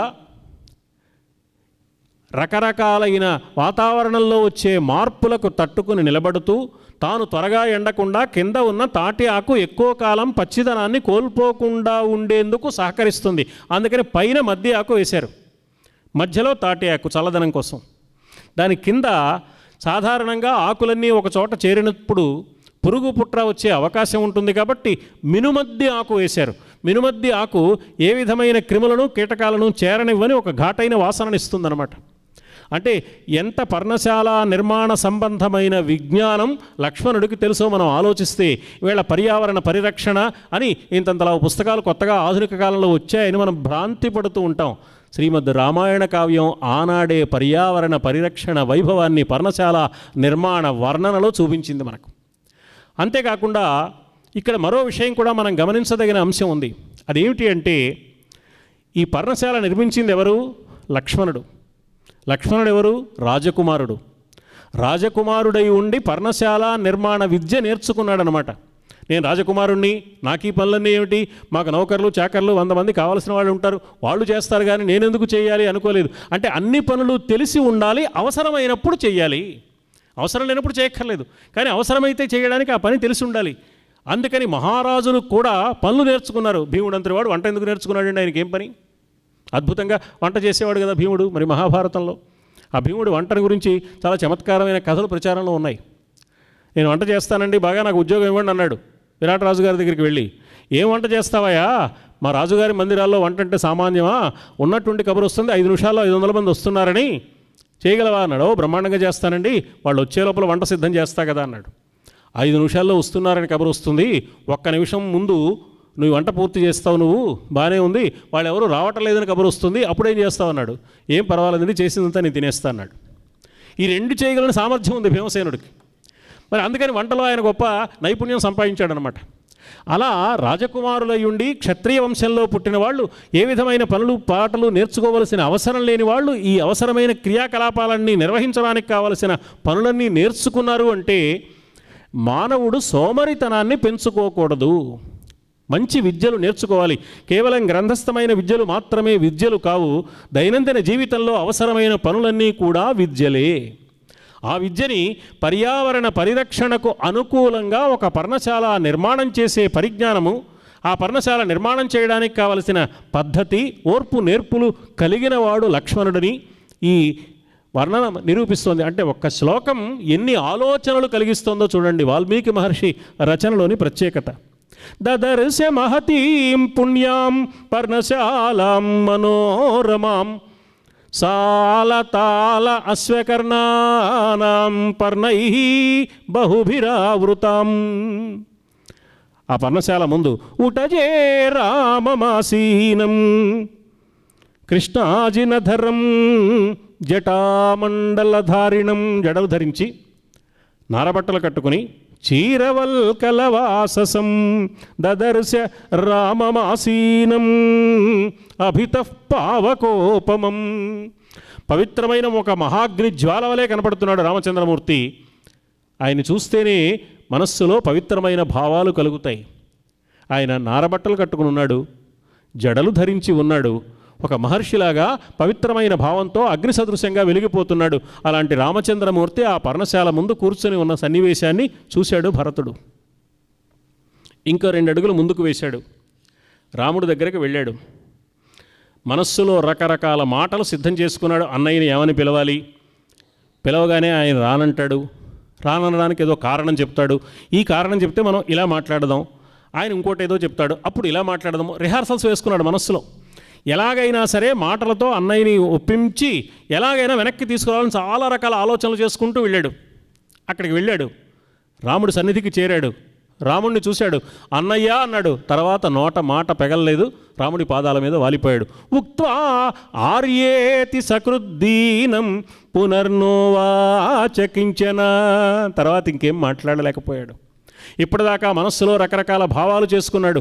ఈ భావాలన్నీ ఏవీ పనిచేయలే, ఒక్కటి వాగ్రూపంలో వ్యక్తం చేయలేకపోయాడు. నీళ్లు నిండిన కళ్ళతో అన్నగారి పాదాల మీద వాలిపోయాడు.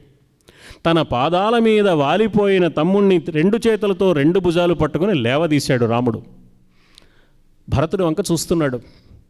రాముడు భరతుణ్ణి చూసినప్పుడు రాముడికి భరతుడు ఎలా కనిపించాడో వాల్మీకి మహర్షి చెప్పారు. జటిలం చీరవసనం ప్రాంజలిం పతితం భువి దదర్శ రామో దుర్దర్శం యుగాంతే భాస్కరం యథా. ప్రళయకాలంలో సూర్యుడు ఎలా తేజోవిహీనుడై ఉంటాడో అలా కనపడుతున్నాడు భరతుడు రాముడికి. జటిలం, జడలు ధరించి ఉన్నాడు.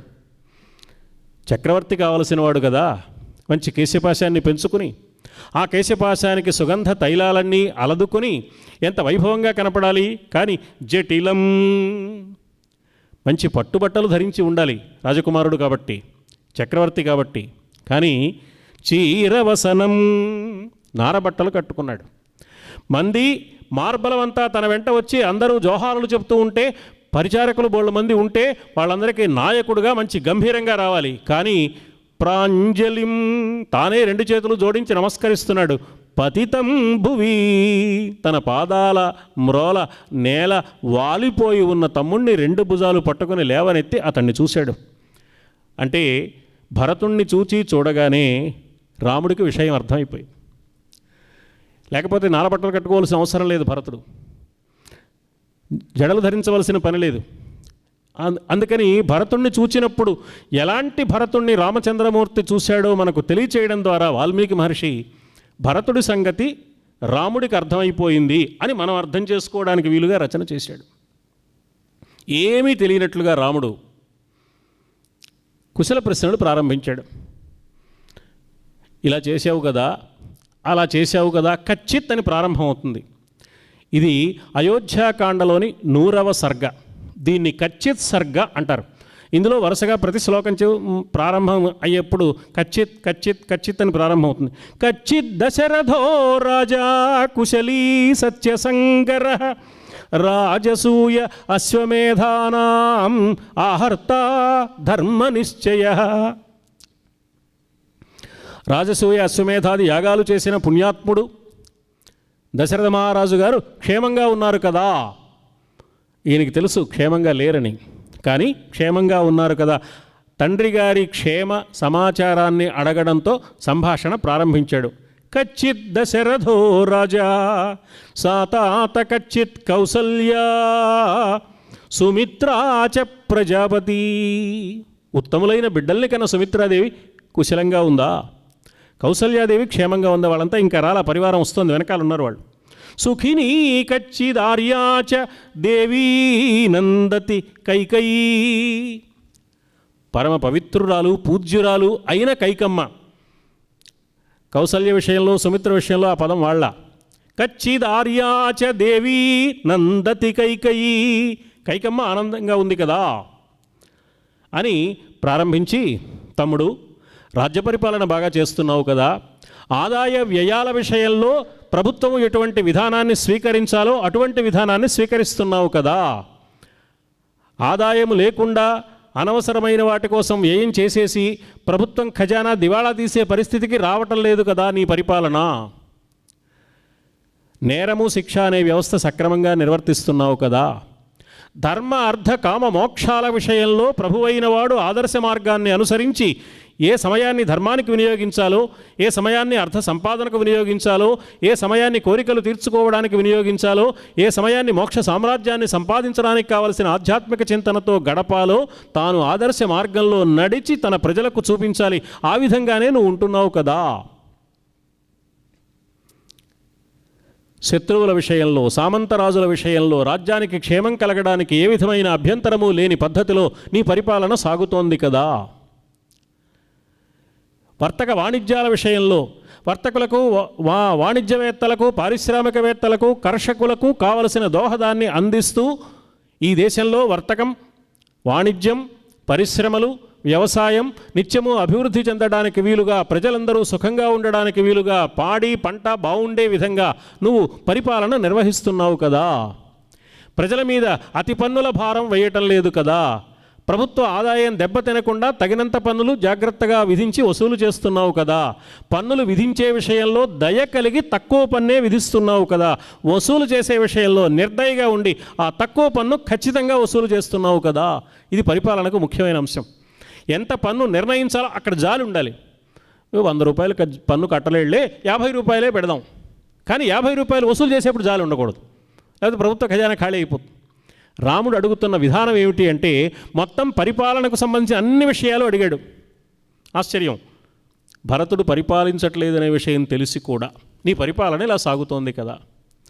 ఎందుకు రాశారు వాల్మీకి మహర్షి ఇంత వివరంగా? ఒక సర్గంతా రాసేశారు, ఖచ్చిత సర్గ అని పేరు దానికి. నేను కొన్ని మాటలే చెప్పాను, చాలా వివరంగా చెప్పారు వాల్మీకి మహర్షి. పరిపాలనకు సంబంధించిన అన్ని అంశాల ప్రస్తావన అక్కడ ఉంది. మనం ఏమంటున్నామంటే రామరాజ్యం చాలా గొప్పది అంటున్నాం. రాముడికి పట్టాభిషేకం అయిపోయిన తర్వాత రాముడి పరిపాలన ఇలా ఉంది అని ఒక్క మాట కూడా చెప్పలేదు వాల్మీకి మహర్షి. మరి రామరాజ్యం ఏమిటి? రాముడి పరిపాలన గొప్పదైతే కదా రామరాజ్యం గొప్పదయ్యేది. రాముడి పరిపాలన గురించి ఎక్కడ చెప్పారు వాల్మీకి మహర్షి? చెప్పలేదే అనిపిస్తుంది మనకి. ఇక్కడ చెప్పారనమాట.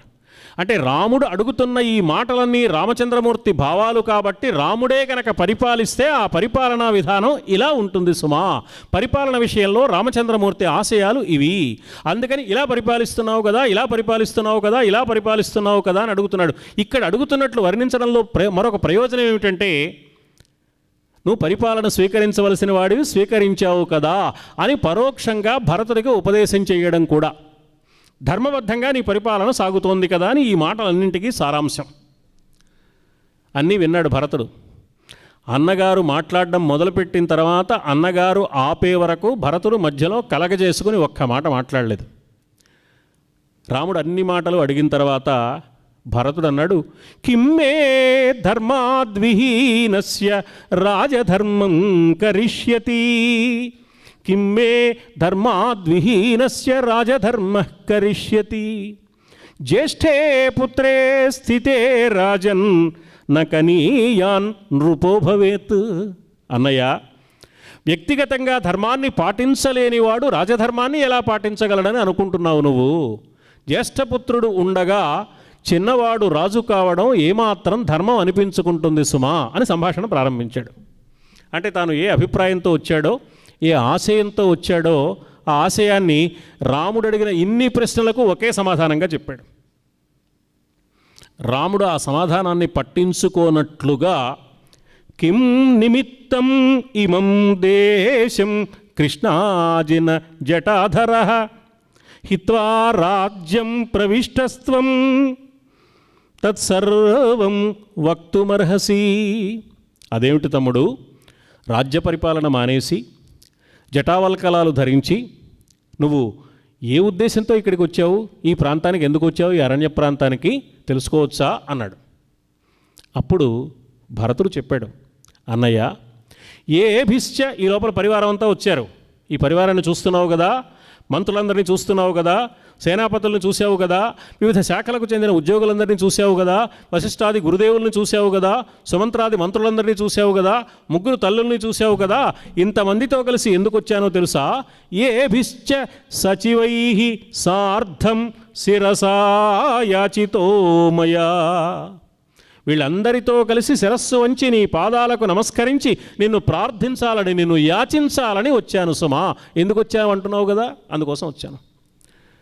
నా కోరిక ఎలాంటిది అంటే, నా ప్రార్థన ఎలాంటిది అంటే, భ్రాతు, ఈ తమ్ముడి కోరిక, శిష్యస్య, నిన్ను గురువుగా భావిస్తున్నాను, నీ శిష్యుణ్ణి నేను, దాసస్య, నిన్ను ప్రభువుగా భావిస్తున్నాను, నీ సేవకుణ్ణి, నీకు తమ్ముణ్ణి, నీకు శిష్యుణ్ణి, నీకు సేవకుణ్ణి. భ్రాతు శిష్యస్య దాసస్య ప్రసాదం కర్తుమర్హసి. తమ్ముడి కోరిక కాదనడానికి వీల్లేదు. శిష్యుడి కోరిక గురువుగారు తప్పకుండా అంగీకరించాలి. దాసుడు కోరిన కోరికని ప్రభువు ఆమోదించాలి. నువ్వు ప్రభువు, నేను సేవకుణ్ణి, నువ్వు గురువు, నేను శిష్యుణ్ణి, నువ్వు అన్న, నేను తమ్ముణ్ణి. తమ్ముడుగా అడుగుతున్నాను, సేవకుడుగా అడుగుతున్నాను, శిష్యుడిగా అడుగుతున్నాను. నేనొక్కడే అడగడం లేదు. నా కోరిక న్యాయమైంది, ధర్మబద్ధమైంది, నీవు అంగీకరించడానికి తగినది అని ఈ పరివారం అంతా సాక్ష్యం. అందుకని వీళ్ళందరినీ తీసుకొచ్చా. ఏభిశ్చ సచివై సార్ధం శిరసా యాచితో మయా భ్రాతు శిష్యస్య దాసస్య ప్రసాదం కర్తుమర్హసి అని సూటిగా తన మనస్సులో ఉన్న అభిప్రాయం చెప్పాడు. రాముడు అన్నాడు, భరత, త్వయా రాజ్యమయోధ్యాయాం ప్రాప్తవ్యం లోకసత్కృతం వస్తవ్యం దండకారణ్యే మయా వల్కలవాససా. మన తండ్రి గారు మన ఆస్తులు పంచేటప్పుడు వాటాలు ఎలా వేశారో తెలుసా? నువ్వు రాజ్యాధికారం స్వీకరించి పరిపాలించాలి వారసత్వాన్ని. రాముడు నారబట్టలు కట్టుకుని జడలు ధరించి దండకారణ్యంలో ఉండాలి. ఈ తండ్రి గారి నిర్ణయం. అందుకని నేను తమ్ముణ్ణి, నేను శిష్యుణ్ణి, నేను దాసుణ్ణి, నేను సేవకుణ్ణి, కాబట్టి నువ్వు రా అని అడగడం న్యాయం కాదు. తండ్రి గారి ఆజ్ఞ నీకు నాకు కూడా శిరోధార్యం. అంటే భరతుడు అన్నాడు, క్వచ అరణ్యం క్వచ క్షాత్రం. నువ్వు క్షత్రియ వీరుడివి కదా, రాజకుమారుడు అయిన నువ్వు అరణ్యవాసం చేయడం ఏమిటన్నయ్యా? క్వ జటాహ క్వచ పాలనం. రాజ్యాన్ని పరిపాలించవలసిన నీవు ఇలా జడలు ధరించి నారబట్టలు కట్టుకుని అరణ్యంలో ఉండడం ఏ విధంగానూ న్యాయం కాదు. ఏష హి ప్రథమో ధర్మ క్షత్రియస్య అభిషేచనం ఏన శక్యం మహాప్రాజ్ఞ ప్రజానాం పరిపాలనం.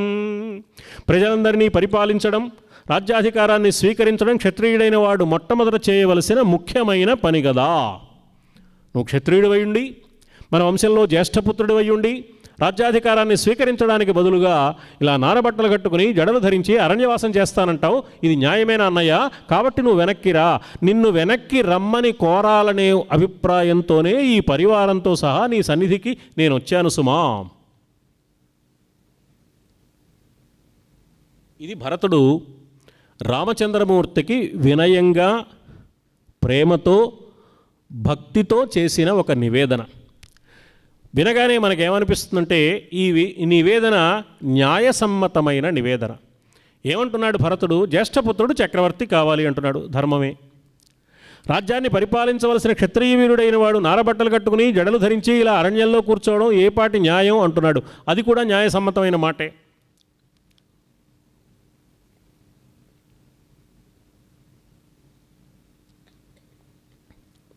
అందుకని భరతుడు అడుగుతున్న మాట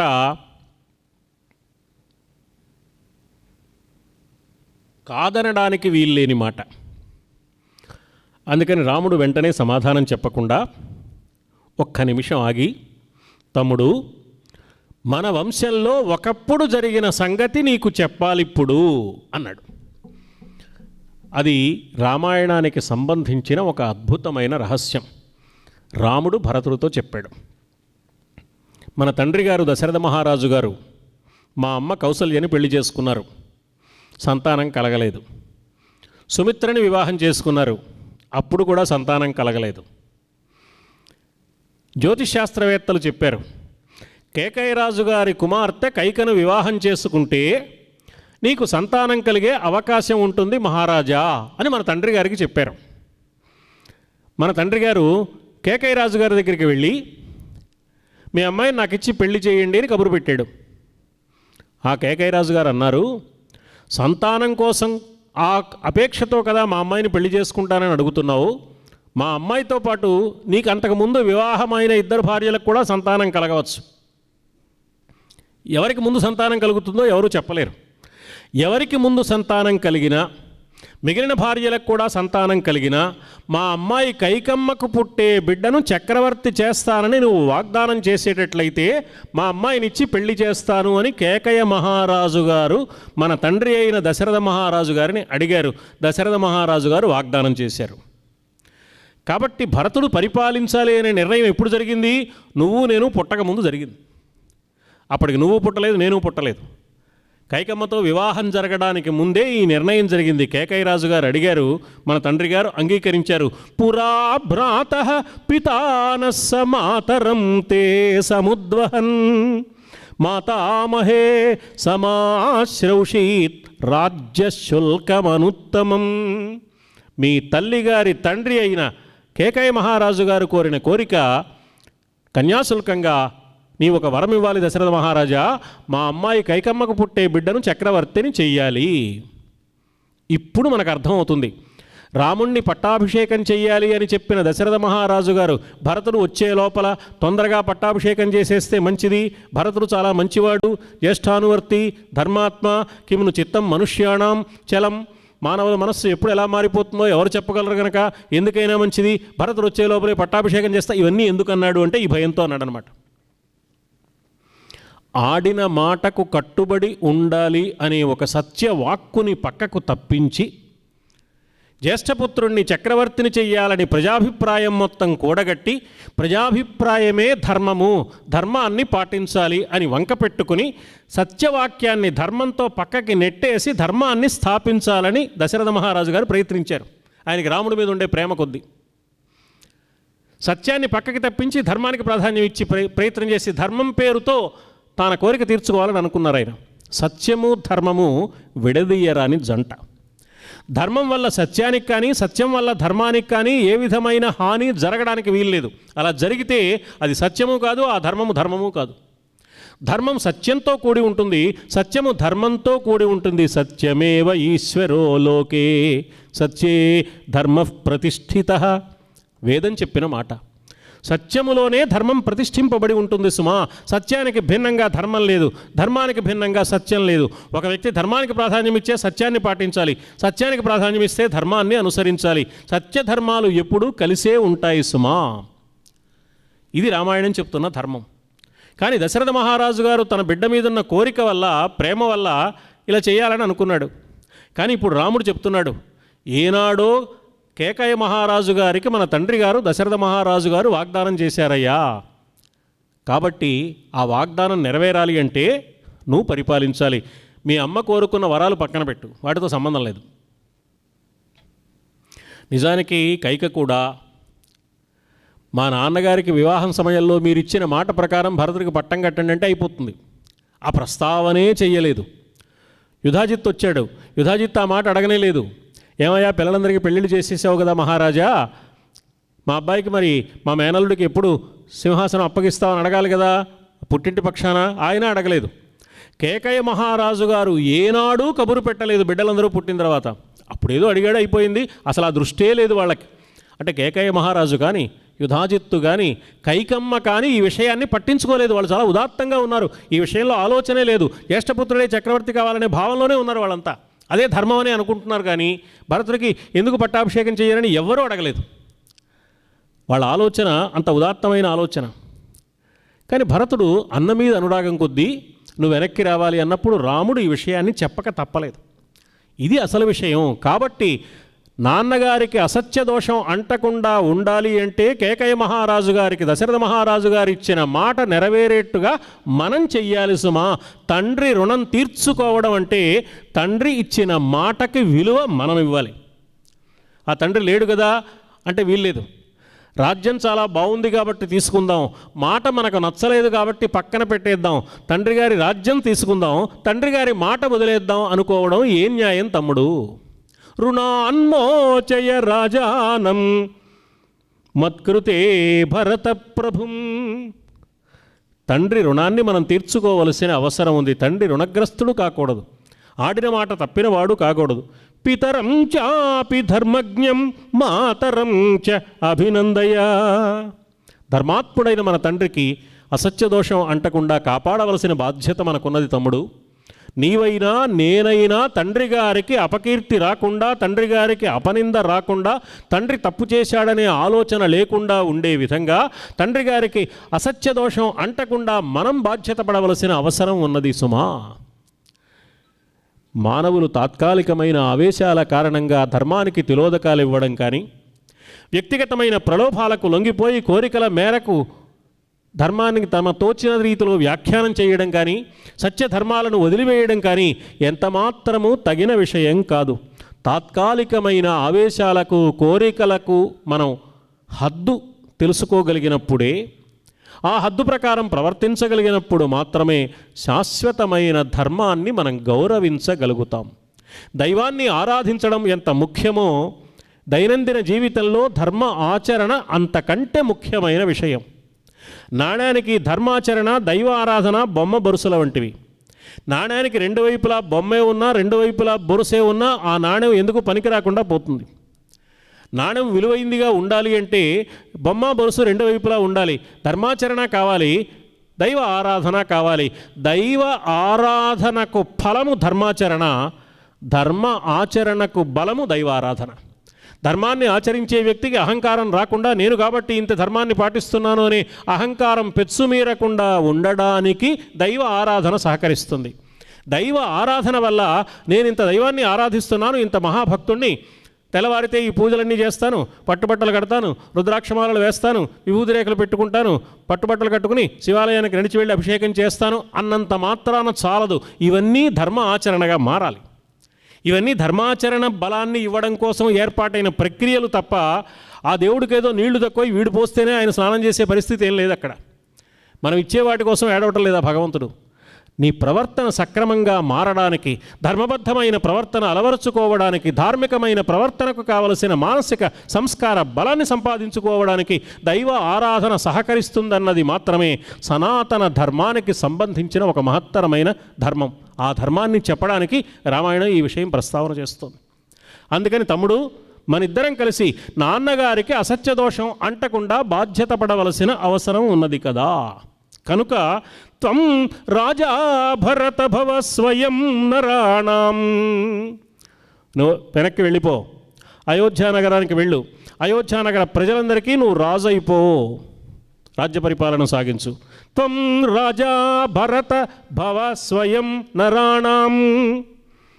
అదేమిటి, మా అన్నయ్యకి దక్కవలసిన రాజ్యం నేను ఎలా పరిపాలిస్తానంటావా? మీ అన్నయ్య అంతకంటే గొప్పవాడవుతాడయ్యా, నీవేం దిగులు పడక్కర్లేదు. వన్యానాం అహమపి రాజరాణ్ మృగాణం. నువ్వు రాజువి అయోధ్యానగరానికి, నేను అరణ్యంలో రాజరాజుని అవుతాను సుమా. మీ అన్నకేం తక్కువ జరగట్లా, నువ్వు బాధపడక్కర్లా అన్నాడు. ఎలా అవుతాడు రాజరాజు అంటే, వానరులందరికీ రాజు సుగ్రీవుడు జరగబోయే కథలో. ఆ సుగ్రీవుడు రాముడికి సేవకుడు. అందుకని వానరులకు రాజు సుగ్రీవుడు, వానర రాజునకు రాజు రాముడు. పక్షులందరికీ నాయకుడు జటాయువు, ఆ జటాయువు రాముడు సేవకుడు. పక్షిరాజుకు రాజు రాముడు, రాజరాజు. భల్లూకాలకు నాయకుడు జాంబవంతుడు, ఆ జాంబవంతుడు రాముడు సేవకుడు. కాబట్టి భల్లూక రాజు రాముడు. రాక్షసులందరికీ రాజు రేపు విభీషణుడు కాబోతున్నాడు. ఆ విభీషణుడు రామచంద్రమూర్తికి సేవకుడు. అందుకని రాక్షస రాజులకు రాజు రాముడు, రాజరాజు. అందుకని నువ్వు అయోధ్యానగరానికి రాజుగా ఉంటావు తమ్ముడు.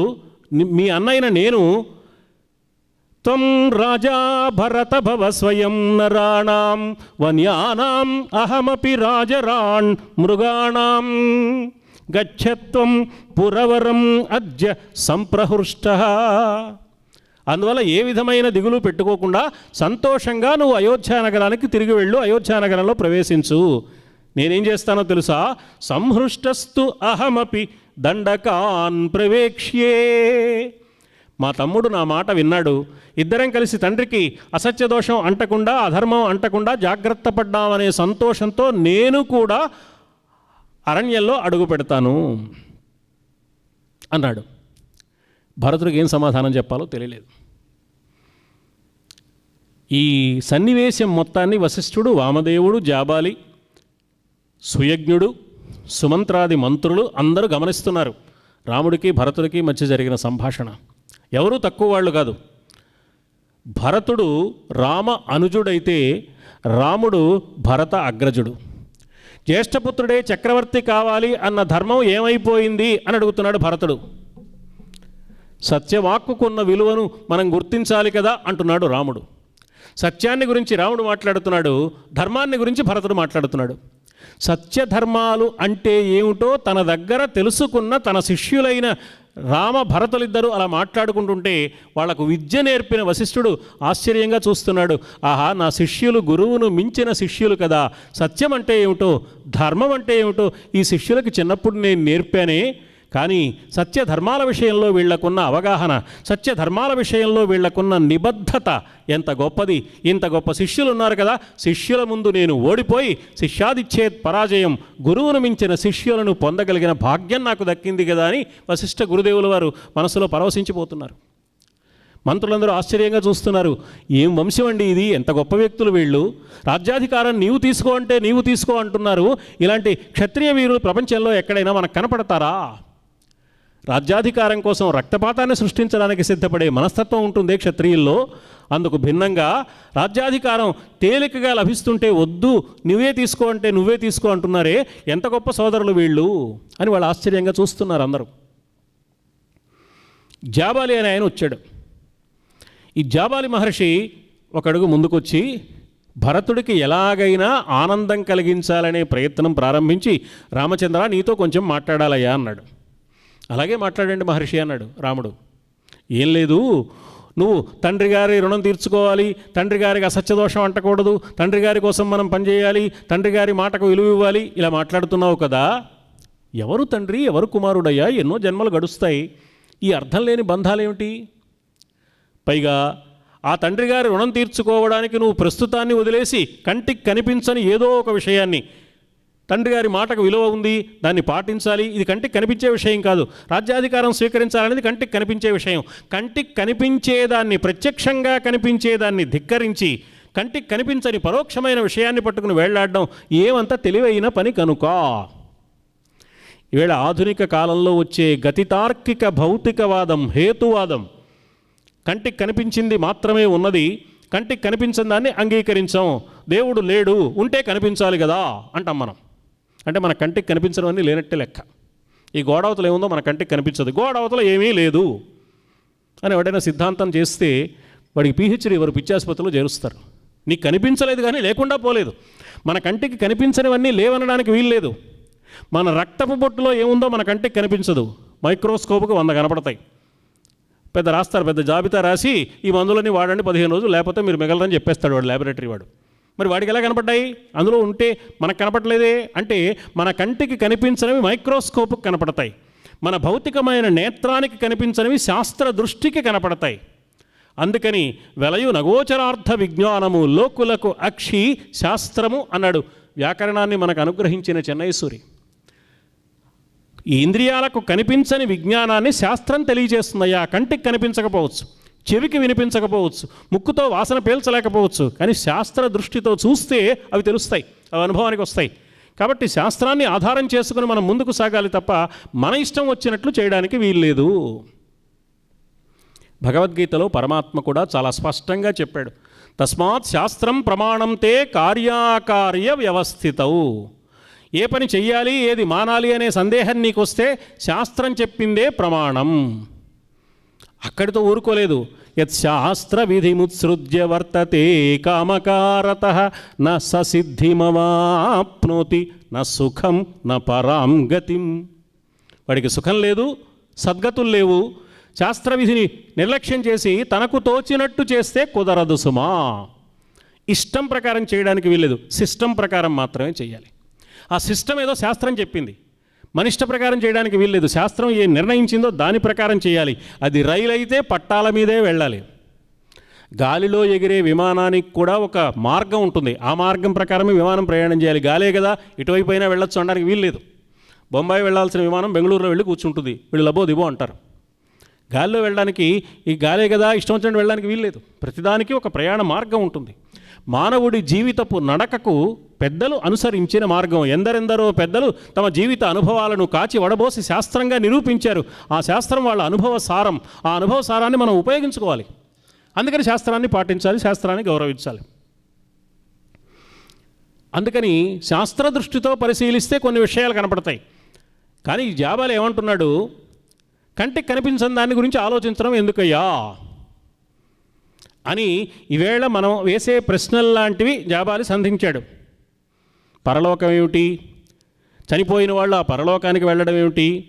ఈ లోకంలో వాళ్ళు ఆ పరలోకంలో ఉన్న వాళ్ళకి ఏవో పితృకార్యాలు ఆచరించడం ఏమిటి? ఇక్కడ ఎవరికో పిలిచి భోజనం పెడితే అక్కడ పరలోకంలో ఉన్నవాడికి కడుపు నిండుతుందా? ఇవాళ మనం వేసే ప్రశ్నలు. సరిగ్గా ఈ ప్రశ్నే, దాదాపుగా ఇలాంటి ప్రశ్నే జాబాలి కూడా రాముడిని అడిగాడు. ఈ ప్రశ్న చాలామంది లేవదీశారు. భారతీతీర్థ మహాస్వామి వారు ఈ ప్రశ్నకు ఒకనాడు సమాధానం చెప్పారు, అద్భుతమైన సమాధానం. ఈవేళ ఆ విధానం తగ్గిపోయి పోస్టల్ డిపార్ట్మెంట్ వెనకబడిపోయింది, కానీ ఆ రోజుల్లో పోస్టల్ డిపార్ట్మెంట్ బాగా చురుగ్గా ఉండేది. మన వాళ్ళకి ఎవరికైనా డబ్బులు పంపించాలంటే మనీ ఆర్డర్ చేసేవాళ్ళం. ఆ ఉదాహరణ చెప్పారు ఆయన. నువ్వు పోస్ట్ ఆఫీస్కి వెళ్ళి ఓ 1000 రూపాయలు మనీ ఆర్డర్ చేసేవయ్యా మీ అబ్బాయికి, అబ్బాయి ఎక్కడో చదువుకుంటున్నాడు, ఆ ఊళ్ళో తపాలా శాఖ వారు వాళ్ళ తపాలా బంట్రోతును పంపించి 1000 రూపాయలు మీ అబ్బాయికి ఇస్తారు, నువ్విచ్చిన 1000 రూపాయల నోటే వెళ్ళదు అక్కడికి, నువ్విచ్చిన 1000 రూపాయలు ఈ పోస్ట్ ఆఫీస్లోనే ఉంటుంది, అక్కడున్న 1000 రూపాయలు ఇస్తాడు, ఇక్కడి నుంచి కాగితం మాత్రమే, దానికి సంబంధించిన ఉత్తర్వులు మాత్రమే వెళతాయి, పైలోకంలో ఉన్నవారికి చేరేది నువ్వు ఇతడికి పెట్టిన భోజనం కాదు, ఇతడికి పెట్టిన భోజనము చాటున దాగిన నీ సంకల్పం, ఆ సమయంలో నీవు ఉచ్చరించే మంత్రం పట్ల నీకున్న విశ్వాసం కారణంగా ఇది శక్తిగా మారి ఊర్ధ్వలోకంలో ప్రయాణించే పితృదేవతలకు చేరుతుంది సుమా. చాలా స్పష్టంగా స్వామివారు చెప్పారు. సరిగ్గా ఆ సమాధానమే రామచంద్రమూర్తి కూడా దాదాపుగా అటువంటి సమాధానమే జాబాలికి చెప్పాడు. ఎన్నాళ్ళు ఉంటామయ్యా ఈ లోకంలో, తాత్కాలికంగా ఉండే లోకంలో ఈ ధర్మాలేమిటి అధర్మాలేమిటి, రాజ్య పరిపాలన మానుకోవడం ఏమిటి, తెలివి తక్కువతనం అన్నాడు. ఎన్నాళ్ళు ఉండడం ఏమిటయ్యా, ఒక్క పూట మాత్రమే ఉండే సత్రపు గదిలో కూడా ఆ గది మనకు అన్ని విధాలా వసతిగా ఉందా లేదా అని చూసుకుంటామా లేదా, అదేమైనా పర్మనెంట్ హౌసా? కాదే, ఆ ఒక్కరోజే ఉంటాం, అయినా అన్నీ సక్రమంగా ఉన్నాయో లేవో చూసుకుంటామా లేదా, ఆ వసతికి అనుకూలంగా ఏర్పాటు చేసుకుంటామా లేదా. అలాగే ఈ లోకంలో ఉన్నది ఎంత కొద్ది కాలమే అయినా ఆ కొద్ది కాలము మనం సౌకర్యంగా ఉండాలి అంటే ధర్మం ప్రకారమే బ్రతకవలసిన అవసరం ఉన్నది. పైలోకాల్లో ఉన్నది మన కంటికి కనిపించలేదు కాబట్టి లేదనడానికి వీల్లేదు, కంటికి కనిపించనివన్నీ లేదనడం న్యాయమైన విషయం కాదు అని రాముడు ఆయన సందేహాలన్నింటికీ సమాధానం చెప్పాడు. ఈవేళ కంటికి కనిపించింది లేదు అని దాన్ని హేతువాదం అని పేరు పెట్టి ఈవేళ మనం మాట్లాడుతూ ఉంటాం. కంటికి కనిపించింది ఏదీ లేదు, ఓ గోడ ఉంది, గోడని బద్దలు కొట్టాం, ఏం బయటపడింది? సిమెంటు, ఇటుక, సున్నం. ఈ గోడ నిర్మాణం చేసినప్పుడు సిమెంటు, ఇటుక, సున్నము మాత్రమే ఉపయోగించబడ్డాయి అని రాస్తే కుదరదు. నీరు కూడా ఉంది. నీరు లేకపోతే ఆనాడు గోడ కట్టడం కుదరదు. ఆ నీరు ఇవాళ కనిపిస్తే గోడ నిలవదు. నీరు ఉండాలి కానీ అది కనపడదు. నీటిలోని ప్రతి కణము సిమెంటులోకి, సున్నంలోకి, ఇటుకలోకి కరిగిపోయింది, కలిసిపోయింది, లయమైపోయింది, లీనమైపోయింది, తాను వేరుగా లేకుండా. అలాగే భగవంతుడు ఈ సమస్త సృష్టిని చేసి తాను వేరుగా లేకుండా సృష్టిలో ఉన్న చరాచర ప్రాణికోటి లోపల కలిసిపోయాడు, కరిగిపోయాడు, లీనమైపోయాడు, లయమైపోయి ఉన్నాడు. అతడు వేరుగా కనిపించవలసిన అవసరం లేదు, కనిపించేదంతా పరమాత్మే కాబట్టి. అందుకే ఉండేదే రాముడొకడు. ఆ రాముడు కనపడలేదు కాబట్టి లేడు, మనం ఉన్నామని మనం అనుకుంటున్నాం. ఆయన ఉండేదే రాముడొకడు అన్నాడు, అంతా రామమయం అన్నాడు. వాళ్ళ దర్శనం అటువంటి దర్శనం అది. ప్రపంచం అంతా పరమాత్మే, సర్వం ఖల్విదం బ్రహ్మ. ఉపనిషత్తులు చెప్పినా, శాస్త్రాలు చెప్పినా, పురాణేతిహాసాలు చెప్పినా, వాగ్గేయకారులు నిర్వచించిన తమ అనుభవ సారాన్ని వాళ్ళు ఎందుకు ఈ మాట చెప్పారు అంటే, ప్రపంచంలోని ప్రతి అణువు పరమాత్మ స్వరూపం తప్ప వేరొక్కటి కాదు, కంటికి కనిపించనంత మాత్రాన లేదని అనుకోవడం మన అజ్ఞానంతో కూడిన ఒకనొక బలహీనత తప్ప ఎంత మాత్రమూ యథార్థం కాదు అనే విషయాన్ని స్పష్టం చేయడానికి చెప్పారన్నమాట. అలా జాబాలి మాటలకు సమాధానం చెప్పాడు రామచంద్రమూర్తి. జాబాలి మీద కొంచెం ఆగ్రహించాడు కూడా. ఇలాంటి నాస్తిక భావాలు ఉన్నవాడు, చార్వాక భావాలు ఉన్నవాడు, దానికి చార్వాక మతం అని పేరు. చార్వాకము అంటే, చారు అంటే అందమైన, వాక్కు అంటే మాట. అందంగా అనిపిస్తుంది, ఆకర్షణీయంగా అనిపిస్తుంది, నిజమేనేమో అనిపిస్తుంది, కానీ అది పెద్ద మోసం. అందుకని దానికి చార్వాకం అని పేరు. ఈ చార్వాకవాదాన్ని రాముడు తిప్పికొట్టాడు. జాబాలి, నేను నాస్తికుణ్ణి కాదయ్యా, నాది నాస్తికవాదము కాదు, ఈ వంకతో అయినా భరతుడి కోరిక తీరిస్తే భరతుడు సంతోషిస్తాడు, నువ్వు వెనక్కి వస్తావనే ఆశతో ఇలా అన్నాను తప్ప నేను నాస్తికుణ్ణి కానే కాదు అని చెప్పాడు ఆయన. ఒప్పుకున్నాడు పాపం. అయిపోయింది. జాబాలి వాదిస్తుంటే ఈ వాదం అంతా అశాస్త్రీయమని తెలిసి కూడా భరతుడు సంతోషించాడు, ఇప్పుడైనా మా అన్నయ్య ఒప్పుకుంటాడు కదా అని. కానీ జాబాలి కూడా ఓడిపోయి వెనక్కి వచ్చేసాడు. ఏం చేసేది లేక భరతుడు చివరి అస్త్రం ప్రయోగించాడు. సుమంత్రుడు అక్కడున్నాడు. కుశానాస్తరసారథే, ఇక్కడ దర్భాసనం పరిస్తే నేను ప్రాయోపవేశం చేస్తాను అన్నాడు. అని ఆయన దర్భాసనం పరచగానే దాని మీద కూర్చుని ప్రాయోపవేశం ప్రారంభించడానికి సిద్ధపడ్డాడు. వెంటనే రామచంద్రమూర్తి ఉత్తిష్ట, వెంటనే లే, హిత్వైతద్దారుణం వ్రతం, ఈ దారుణమైన ప్రాయోపవేశ వ్రతాన్ని నీవు స్వీకరించడానికి వీల్లేదు భరత, వెంటనే లే అన్నాడు. భరతుడు ప్రాయోపవేశ వ్రతానికి పూనుకోని ప్రారంభించడానికి సిద్ధపడుతున్నప్పుడే రాముడు నివారించాడు. ఆ ప్రాయోపవేశం కుదరదు పొమ్మన్నాడు. భరతుడు చివరి అస్త్రం కూడా విఫలమైపోయింది. అపారమైన దీన వదనంతో వశిష్ఠుల వారి వంక చూశాడు.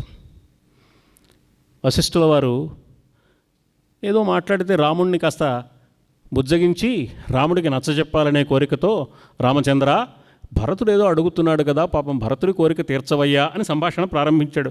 భరతస్య వచః కుర్వన్ యాచమానస్య రాఘవ, భరతుడి కోరిక ఏదో తీర్చవయ్యా, పాపం అంతగా అడుగుతున్నాడు కదా. ఇంకా వాక్యం పూర్తవలా.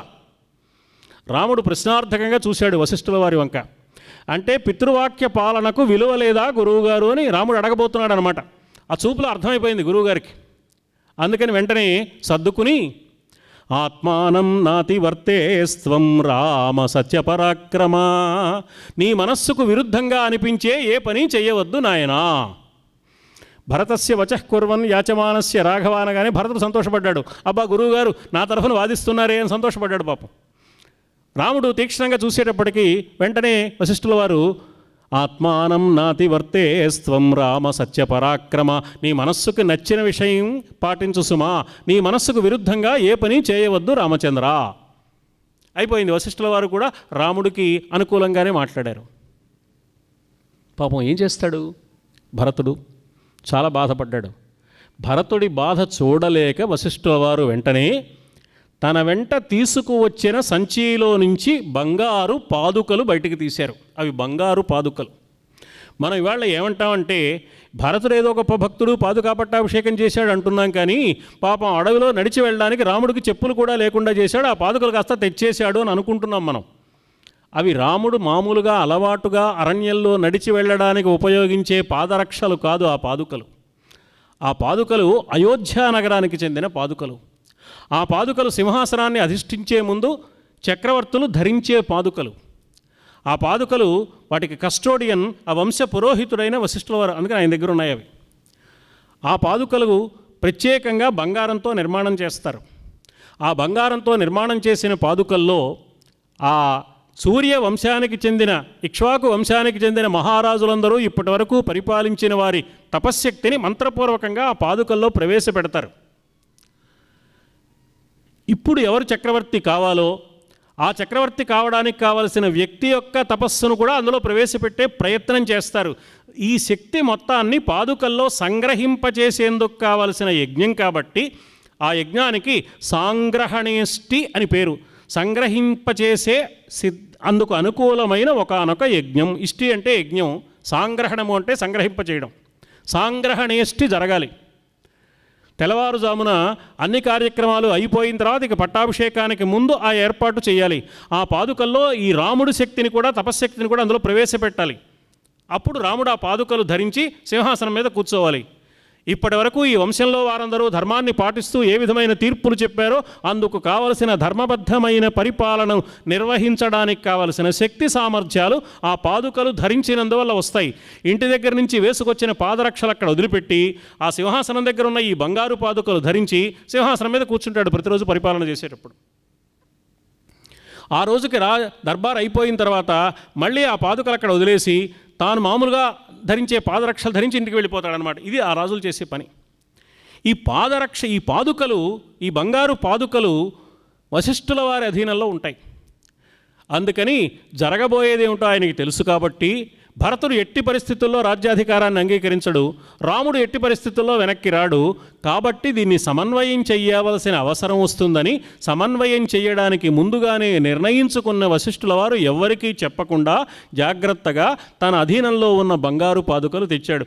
భరతుడికి రాముడికి మధ్యలో పెట్టాడు. భరతుడు అవి చూశాడు. భరతుడికి కూడా సంప్రదాయం తెలుసు, విషయం అర్థమైపోయింది. అన్నయ్య, ఒక్కమారు ఈ పాదుకలు ధరించి నాకు ప్రసాదిస్తే ఈ పాదుకలకు పట్టం కట్టి నేను రాజప్రతినిధిగా పరిపాలన చేస్తాను సుమా. నేను మాత్రం రాజ్యాధికారాన్ని స్వీకరించడానికి ఎంత మాత్రమూ సిద్ధంగా లేను.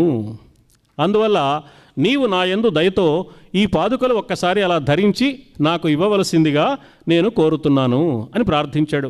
అధిరోహ ఆర్య పాదాభ్యాం పాదుకే హేమభూషితే ఏతే హి సర్వలోకస్య యోగక్షేమం విధాస్యతి. వెంటనే రాముడు ఆ భరతుడి కోరిక మేరకు ఆ పాదుకలు ఒక్కసారి ధరించి మళ్ళీ పాదాలు వెనక్కి తీసుకొని ఆ పాదుకలు భరతుడికి ఇచ్చాడు. భరతుడు ఆ 2 పాదుకలు తన శిరస్సు మీద పెట్టుకుని ఆ భద్రగజం దగ్గరకు వచ్చి ఆ భద్రగజం మీద ఈ పాదుకలను ఏర్పాటు చేశాడు. ఆ పాదుకలను భద్రగజంతో సహా నందిగ్రామానికి తీసుకువెళ్ళడానికి సిద్ధపడ్డాడు. నందిగ్రామం గమిష్యామి, నందిగ్రామానికి వెళతాను. అయోధ్య నగరానికి పక్కన ఉన్న నందిగ్రామంలో నేను ఉంటాను. అయోధ్య నగరంలో అడుగు పెట్టను. అక్కడ ఈ పాదుకలకు పట్టం కడతాను. పాదుకలే పరిపాలిస్తాయి. నేను రాజప్రతినిధిగా ఉంటాను. నాకు పరిపాలనకు సంబంధించిన ఏ సందేహాలు వచ్చినా, ఏ విషయంలో స్పష్టత కావాలన్నా పాదుకల నుంచి స్ఫురణ రూపంలో నాకు లభిస్తుంది. ఆ పాదుకలను అనునిత్యము నేను సేవించుకుంటానని పాదుకలకు పట్టం కట్టాడు.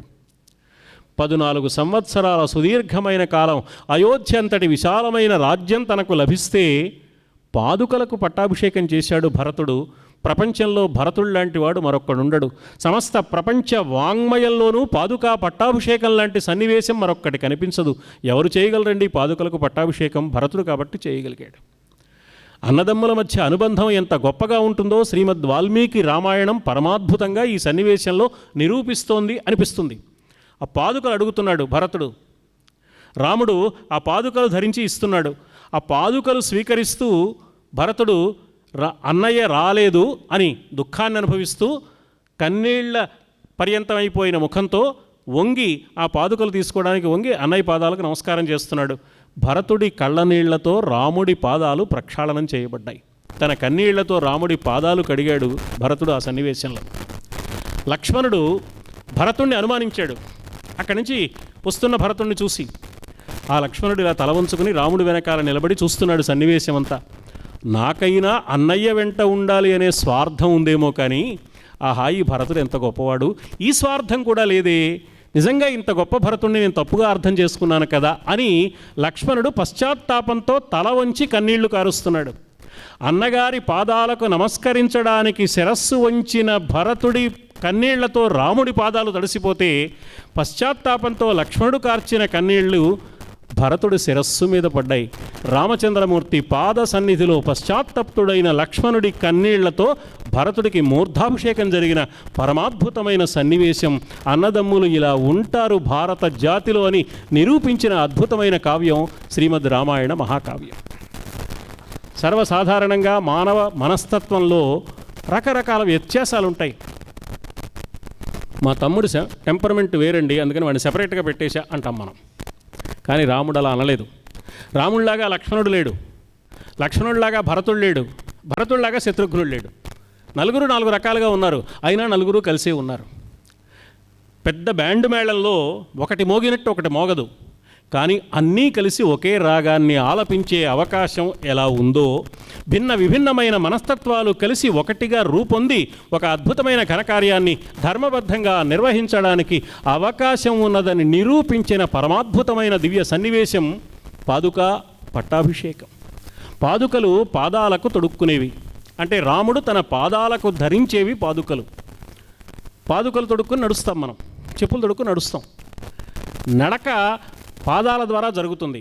పాదాలతో మనం ఎలా నడుస్తాం ఒక్కసారి జాగ్రత్తగా పరిశీలిస్తే 2 కాళ్ళతో నడుస్తాం అంటూ ఉంటాం, కానీ ఒకేసారి 2 కాళ్ళు పైకి లేపం, కింద పడతాడు వాడు. ఒక కాలే గాల్లో పైకి లేస్తుంది. ఈ 2వ కాలు ఆధారంగా ఈ పైకి లేచిన కాలు ముందుకు అడుగు వేస్తుంది. ఆ ముందడుగు వేసిన తర్వాత ఆ పాదం నేల మీద గట్టిగా ఊనిక చేసి ఈ పాదాన్ని తీసి ముందుకు వేస్తాం. మనకు తెలియకుండా ప్రక్రియ జరుగుతోంది కాబట్టి 2 కాళ్ళతో నడుస్తున్నాం అని అనుకుంటాం, కానీ ఒక్క పాదమే పైకి లేస్తుంది, మరొక్క పాదం పైకి లేచిన పాదానికి ఆధారంగా ఉంటుంది. రాముడు తొడుక్కున్న పాదుకలు రాముని పాదాలకు సంబంధించిన పాదుకలు. రాముని పాదాలు అంటే ఒకటి సత్యం, ఒకటి ధర్మం. సత్యం మీద ఆధారపడి ధర్మం, ధర్మం మీద ఆధారపడి సత్యం. సత్య ధర్మాలే రాముని పాదాలు, రాముని పాదుకలు, రాముని నడక.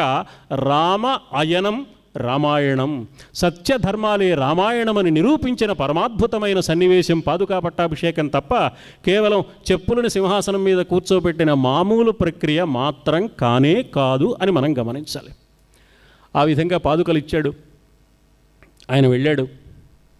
వెళుతుంటే ఆ భరతుడికి రాముడు ఓ మాట చెప్పాడు. మాతరం రక్ష కైకేయీం మారోషం కుర్రు తాం ప్రతిం. తమ్ముడు, తల్లి అయిన కైకమ్మ మీద ఎంతమాత్రమూ ఆగ్రహాన్ని ప్రకటించవద్దు సుమా, ఆమెను ప్రేమగా చూసుకోవయ్యా అని పంపించాడు. ఆయన వెళ్ళాడు. భరతుడు వెళ్ళిపోయిన తర్వాత రాముడు అన్నాడు, ఈ చిత్రకూటానికి వచ్చి భరతుడు ఇంత ఆందోళన వ్యక్తం చేసి అనివార్యమైన పరిస్థితుల్లో గురువుగారి సూచన మేరకు పాదుకలు తీసుకుని వెళ్ళాడు. కానీ భరతుడు ఇక్కడికి రావడం, ఇంతగా ప్రాధేయపడ్డం, భరతుడి మనస్సు కష్టం కలిగినా సరే నేను రానని చెప్పడం, దీనివల్ల భరతుడి మనస్సుకు కొంత కష్టం కలగడం, ఇవన్నీ నాకు కాస్త మనస్సుకి ప్రశాంతంగా లేవు. అందువల్ల ఈ చిత్రకూటం నుంచి మనం వెళ్ళవలసిన దండకారణ్యానికి వెళ్ళిపోదాం, బయలుదేరదాం అన్నాడు. సీతారామ లక్ష్మణులు చిత్రకూటం నుంచి దండకారణ్యానికి బయలుదేరారు. మార్గమధ్యంలో అత్రి అనసూయల ఆశ్రమం ఉన్నది. ఆ అత్రి అనసూయల ఆశ్రమంలో అడుగుపెట్టారు. ఆ అత్రి మహర్షి అపారమైన ఆనందంతో ఎన్నాళ్లకి సీతారాములు మా ఆశ్రమానికి వచ్చారని పరమానందాన్ని అనుభవించి వాళ్ళని ఆహ్వానించాడు. అక్కడ మహర్షి మండలంతా వచ్చింది. పెద్ద సమావేశాలు జరిగాయి. ఇలా జరుగుతూ ఉండగా అత్రి మహర్షి రాముణ్ణి కూర్చోబెట్టి అనసూయాదేవి యొక్క గొప్పతనాన్ని చెబుతున్నాడు. అనసూయాదేవి సీతమ్మని లోపలికి తీసుకువెళ్ళింది. లోపల సీత అనసూయ మాట్లాడుకుంటున్నారు. ముందు వరండాలో అత్రి మహర్షి రామచంద్రమూర్తి మాట్లాడుకుంటున్నారు. అంటే అత్రి మహర్షి మాట్లాడుతున్నారు, రాముడు వింటున్నాడు. రాముడు వెనకాల చేతులు కట్టుకుని నిలబడున్నాడు లక్ష్మణస్వామి. అత్రి మహర్షి చెప్తున్నాడు, ఈ అనసూయాదేవి సామాన్యురాలు కాదయ్యా. ఒకప్పుడు ఈ దేశంలో అపారమైన కరువు ఒకటి వస్తే 10 రాత్రులు ఒక రాత్రికి కుదించి కాలాన్ని శాసించిన మహా తపశ్శక్తి సంపన్నురాలు నా భార్య అనసూయాదేవి. అంతేకాదు నీటిని సృష్టించింది, కరువు లేకుండా ఉండడానికి కావలసిన ఆహారాన్ని సృష్టించింది, ప్రజల ఆకలి బాధ తీర్చిన అనసూయాదేవి ఈమె సామాన్యురాలు కాదు అని తన భార్యగా ఉన్న అనసూయ యొక్క దివ్య వైభవాన్ని అత్రి మహర్షి ప్రశంసిస్తూ రామచంద్రమూర్తికి చెప్తున్నాడు. చాలా చిత్రంగా ఉంటాయి మన పురాణ ఇతిహాసాల్లో వ్యక్తుల పేర్లు. ఆమె పేరు అనసూయ, ఆయన పేరు అత్రి. అత్రి అంటే త్రి అంటే 3, సత్వగుణం, రజోగుణం, తమోగుణం, ఈ 3 గుణాలకు అతీతమైన స్థితిలో నిలిచిన తపశ్శక్తి సంపన్నుడు అత్రి. త్రి లేనివాడు, 3 లేవు ఆయనకి. త్రిగుణాతీతమైన స్థితిని తపస్సు వల్ల సంపాదించుకున్న వ్యక్తికి ఏం లభిస్తుందయ్యా? అసూయ లేని స్థితి లభిస్తుంది. అందుకని అనసూయ ఆయన భార్య అయింది. అత్రి మహర్షి భార్య అనసూయ అంటే మామూలుగా లోకంలో అందరు దంపతుల్లాగా వాళ్ళు కూడా ఒక దంపతులు, వాళ్ళ పేర్లు అవి అనుకోవడానికి వీల్లేదు. ఆధార్ కార్డులో ఉన్న పేర్లు వెరిఫై చేసుకుంటే సరిపోయిందని సంతృప్తి పడితే కుదరదు. అత్రి మహర్షి భార్య అనసూయ అంటే త్రిగుణాతీతమైన స్థితిని తపశ్శక్తి ద్వారా సంపాదించుకోగలిగిన మహానుభావుడికి అనసూయత్వం సిద్ధిస్తుంది, అసూయ లేని దివ్య స్థితి లభిస్తుంది. ప్రపంచంలో అసూయ లేని స్థితి లభించడం కన్నా ఉత్తమమైన స్థితి మరొక్కటి లేనే లేదు. ఎన్ని ఉన్నా అసూయ ఉంటే వాడు ఎందుకు పనికిరాని వాడే. అసూయ ఒక్కటి జయించగలిగితే వాడు మహానుభావుడు అయిపోతాడు. అత్రి మహర్షి భార్య అనసూయ అంటే అది. అందుకని తన భార్య అయిన అనసూయ యొక్క దివ్య వైభవాన్ని అత్రి మహర్షి కీర్తిస్తున్నాడు. లోపల సీత అనసూయ మాట్లాడుకుంటున్నారు. వాల్మీకి మహర్షి సీత అనసూయ మాట్లాడుకుంటే ఏం రాయాలండి? సీత అనసూయతో మాట్లాడింది అని రాయాలి, లేకపోతే అనసూయ సీతతో మాట్లాడింది అని రాయాలి. కానీ అనసూయతో మాట్లాడింది. వాల్మీకి మహర్షి పెద్దవాడైపోయాడు అన్న మతిమరుప. సీతానబోయి అనసూయని రాశాడు, 2 సార్లు అనసూయ రాస్తాడేమిటి అంటే పేరు ప్రకారం ఆమె అనసూయ, పేరు సీత అయినా ఈమె కూడా అనసూయే సుమా. ఎందుకంటే ఈమెకు కూడా అసూయ లేదు. ఎందుకని అంటే ఆవిడ, ఏమిటే అమ్మాయి, మీ నాన్న నీ పెళ్ళి చాలా విచిత్రంగా చేసేట కదా, అదేదో ధనుస్సును ఎక్కుపెట్టిన వాడికి ఇచ్చి పెళ్లి చేస్తానన్నట్టు కదా. తాం కథాం శ్రోతుమిచ్చామి విస్తరేణ చ మైథిలీ, ఆ కథంతా నాకు వివరంగా చెప్పు అని అడిగింది. చిన్నపిల్లలాగా ఉన్న సీతమ్మని పండు వృద్ధురాలైన ఆ అనసూయాదేవి ఒళ్ళో కూర్చోబెట్టుకుని ప్రేమగా పలకరించింది. సీతాదేవి ఏమిటో పిన్ని గారు బాగా ఆస్తిపాస్తులు ఉన్నాయని తెలిసింది కానీ అన్నీ అప్పులేని అర్థమైంది. ఉన్న ఆస్తి ఏదో మా మరిదికి ఇచ్చేశారు, మా మరిది తోడుకోడలు బాగున్నారు కానీ మేము ఇలా దిక్కులేని వాళ్ళం అయిపోయాం అని గొల్లున ఏడవాలి. కానీ సీత అలా బాధపడలేదు. తండ్రికి ఇచ్చిన మాట కోసం రాజ్య సంపదలని తృణప్రాయంగా చేయించిన మహావీరుడికి భార్యను కాగలిగినందుకు నేను చాలా సంతోషిస్తున్నాను. ఇంత ఉత్తమోత్తముడైన భర్త నాకు లభించాడు కదమ్మా అన్నది సీత. అనసూయ చాలా సంతోషించింది. సీత ఏం సమాధానం చెప్తుందో తెలుసుకుందామని అడిగింది, కానీ ఈ పెళ్ళి ఎలా జరిగిందో అనసూయకి తెలియక కాదు. అందుకని అనసూయదేవి అడిగింది. సీత ఈ సమాధానం చెప్పింది. అనసూయ సీతమ్మకు దివ్యమైన అంగరాగాలు, ఆభరణాలు, దివ్య మాల్యాంబర ధరాలు ఇచ్చింది. వస్త్రాలు ఇచ్చింది, పుష్పమాలలు ఇచ్చింది, ఆభరణాలు ఇచ్చింది. ఆ ఆభరణాలన్నీ ఆమె స్వీకరించింది. ఇవి వాడిపోని పూలు. ఈ వస్త్రాలు, ఈ ఆభరణాలు ఎప్పుడూ కొత్తగా ప్రశాంతంగా ఉంటాయి. నీవు ఎలా ధరించినా సరే ఇప్పుడే ధరించినట్లుగా ఉంటాయి. ఈ పూలమాల కనుక ధరిస్తే ఎంతకాలమైనా ఈ పూలమాల వాడిపోదు, ఈవేళే ధరించినట్లుగా ఉంటుంది. నీవు స్నానం చేసినా చేయకపోయినా, శుచిగా ఉన్నా అశుచిగా ఉన్నా, ఎలా ఉన్నా సరే నీవు అప్పుడే నిగనిగలాడుతూ ఉన్నట్టుగా కనిపిస్తావు సుమా. ఇటువంటి దివ్యమైన అంగరాగాలు నీకు ప్రసాదిస్తున్నానని కానుకగా ఇచ్చింది. ఈ కారణం వల్లనే అరణ్యంలో ఉన్న 11 మాసాలు ఏనాడు సీతమ్మ స్నానం చేయకపోయినా, ఆహారాన్ని స్వీకరించకపోయినా, అనసూయాదేవి ఇచ్చిన ఈ వస్త్రాలు ధరించిన కారణం చేత, ఈ దివ్య మాల్యాంబరాలు ధరించిన కారణం చేత ఆమె నిత్య నూతనమైన దివ్య తేజస్సుతో ప్రకాశిస్తోంది. అందుకని లోకంలో ఉన్న వాళ్ళకి ఓహో రావణాసురుడి కొలువులో ఉంది కానీ ఈవిడ ఉత్సాహంగా బాగానే ఉందన్నమాట, ఈవిడేం కష్టపడలేదన్నమాట అని అనుమానం కలగడానికి అవకాశం ఉంది. ఆ అనుమానం తీర్చడానికే రామచంద్రమూర్తి అగ్ని పరీక్ష విధిస్తాడు. అందుకని విశ్వనాథ వారు చమత్కారంగా ఒక కల్పన చేస్తారు. అక్కడ తిరిగి వచ్చిన తర్వాత సీత అనసూయతో ఉంటుంది, నువ్వు ఇచ్చినప్పుడు వరం అనుకున్నాను కానీ అమ్మ అనసూయమ్మ అవి నాకు శాపంగా పరిణమించాయి తల్లి అని సీతమ్మ బాధపడుతుంది. ఆ చిత్రమైన సన్నివేశాన్ని ఆయన కల్పించాడు. అలా అనసూయాదేవి దగ్గర అవన్నీ స్వీకరించారు. స్వీకరించి అత్రి మహర్షి ఆశ్రమంలో ఆ ముందున్న వరండాలోకి సీత అనసూయ వచ్చారు. వచ్చేప్పటికీ అత్రి మహర్షి అనసూయ తత్వం అంతా చెప్తున్నాడు. రాముడు అనసూయ వంక ప్రశ్నార్థకంగా చూశాడు. మహర్షి గారు ఏదో మీ గురించి చాలా చెప్తున్నారమ్మా అన్నట్టుగా. ఆవిడన్నది, ఆయన మహానుభావుడు నాయన, ఆయన నోట అసత్యం పలకదు అంది. అంటే ఆయన చెప్పిన నేను అంగీకరిస్తున్నా, నేను ఆ పనులన్నీ చేసిన మాట నిజమే అని ఎంత హుందాగా, ఎంత వినయంగా ఆ తల్లి చెప్పిందో. ఈ దంపతుల్ని చూశారు సీతారాములు. దాంపత్యం అంటే ఇది కదా. భార్య పట్ల అవగాహన భర్తకు ఉండాలి, భర్త మాట పట్ల గౌరవం భార్యకు ఉండాలి. ఇలాంటి భార్యాభర్తలను చూసిన సీతారాముల దాంపత్య వైభవం మరింత గొప్పగా పరిణామాన్ని చెందింది. ఈ విధంగా అత్రి అనసూయల దివ్యమైన ఆశీస్సులు స్వీకరించి సీతారాములు లక్ష్మణుడితో కలిసి దండకారణ్యం వైపు ప్రయాణం చేశారు. దండకారణ్యంలో ప్రవేశించడంతో ప్రవిశ్యతు మహారణ్యం దండకారణ్యం అనే మాటతో అరణ్యకాండ ప్రారంభమవుతుంది.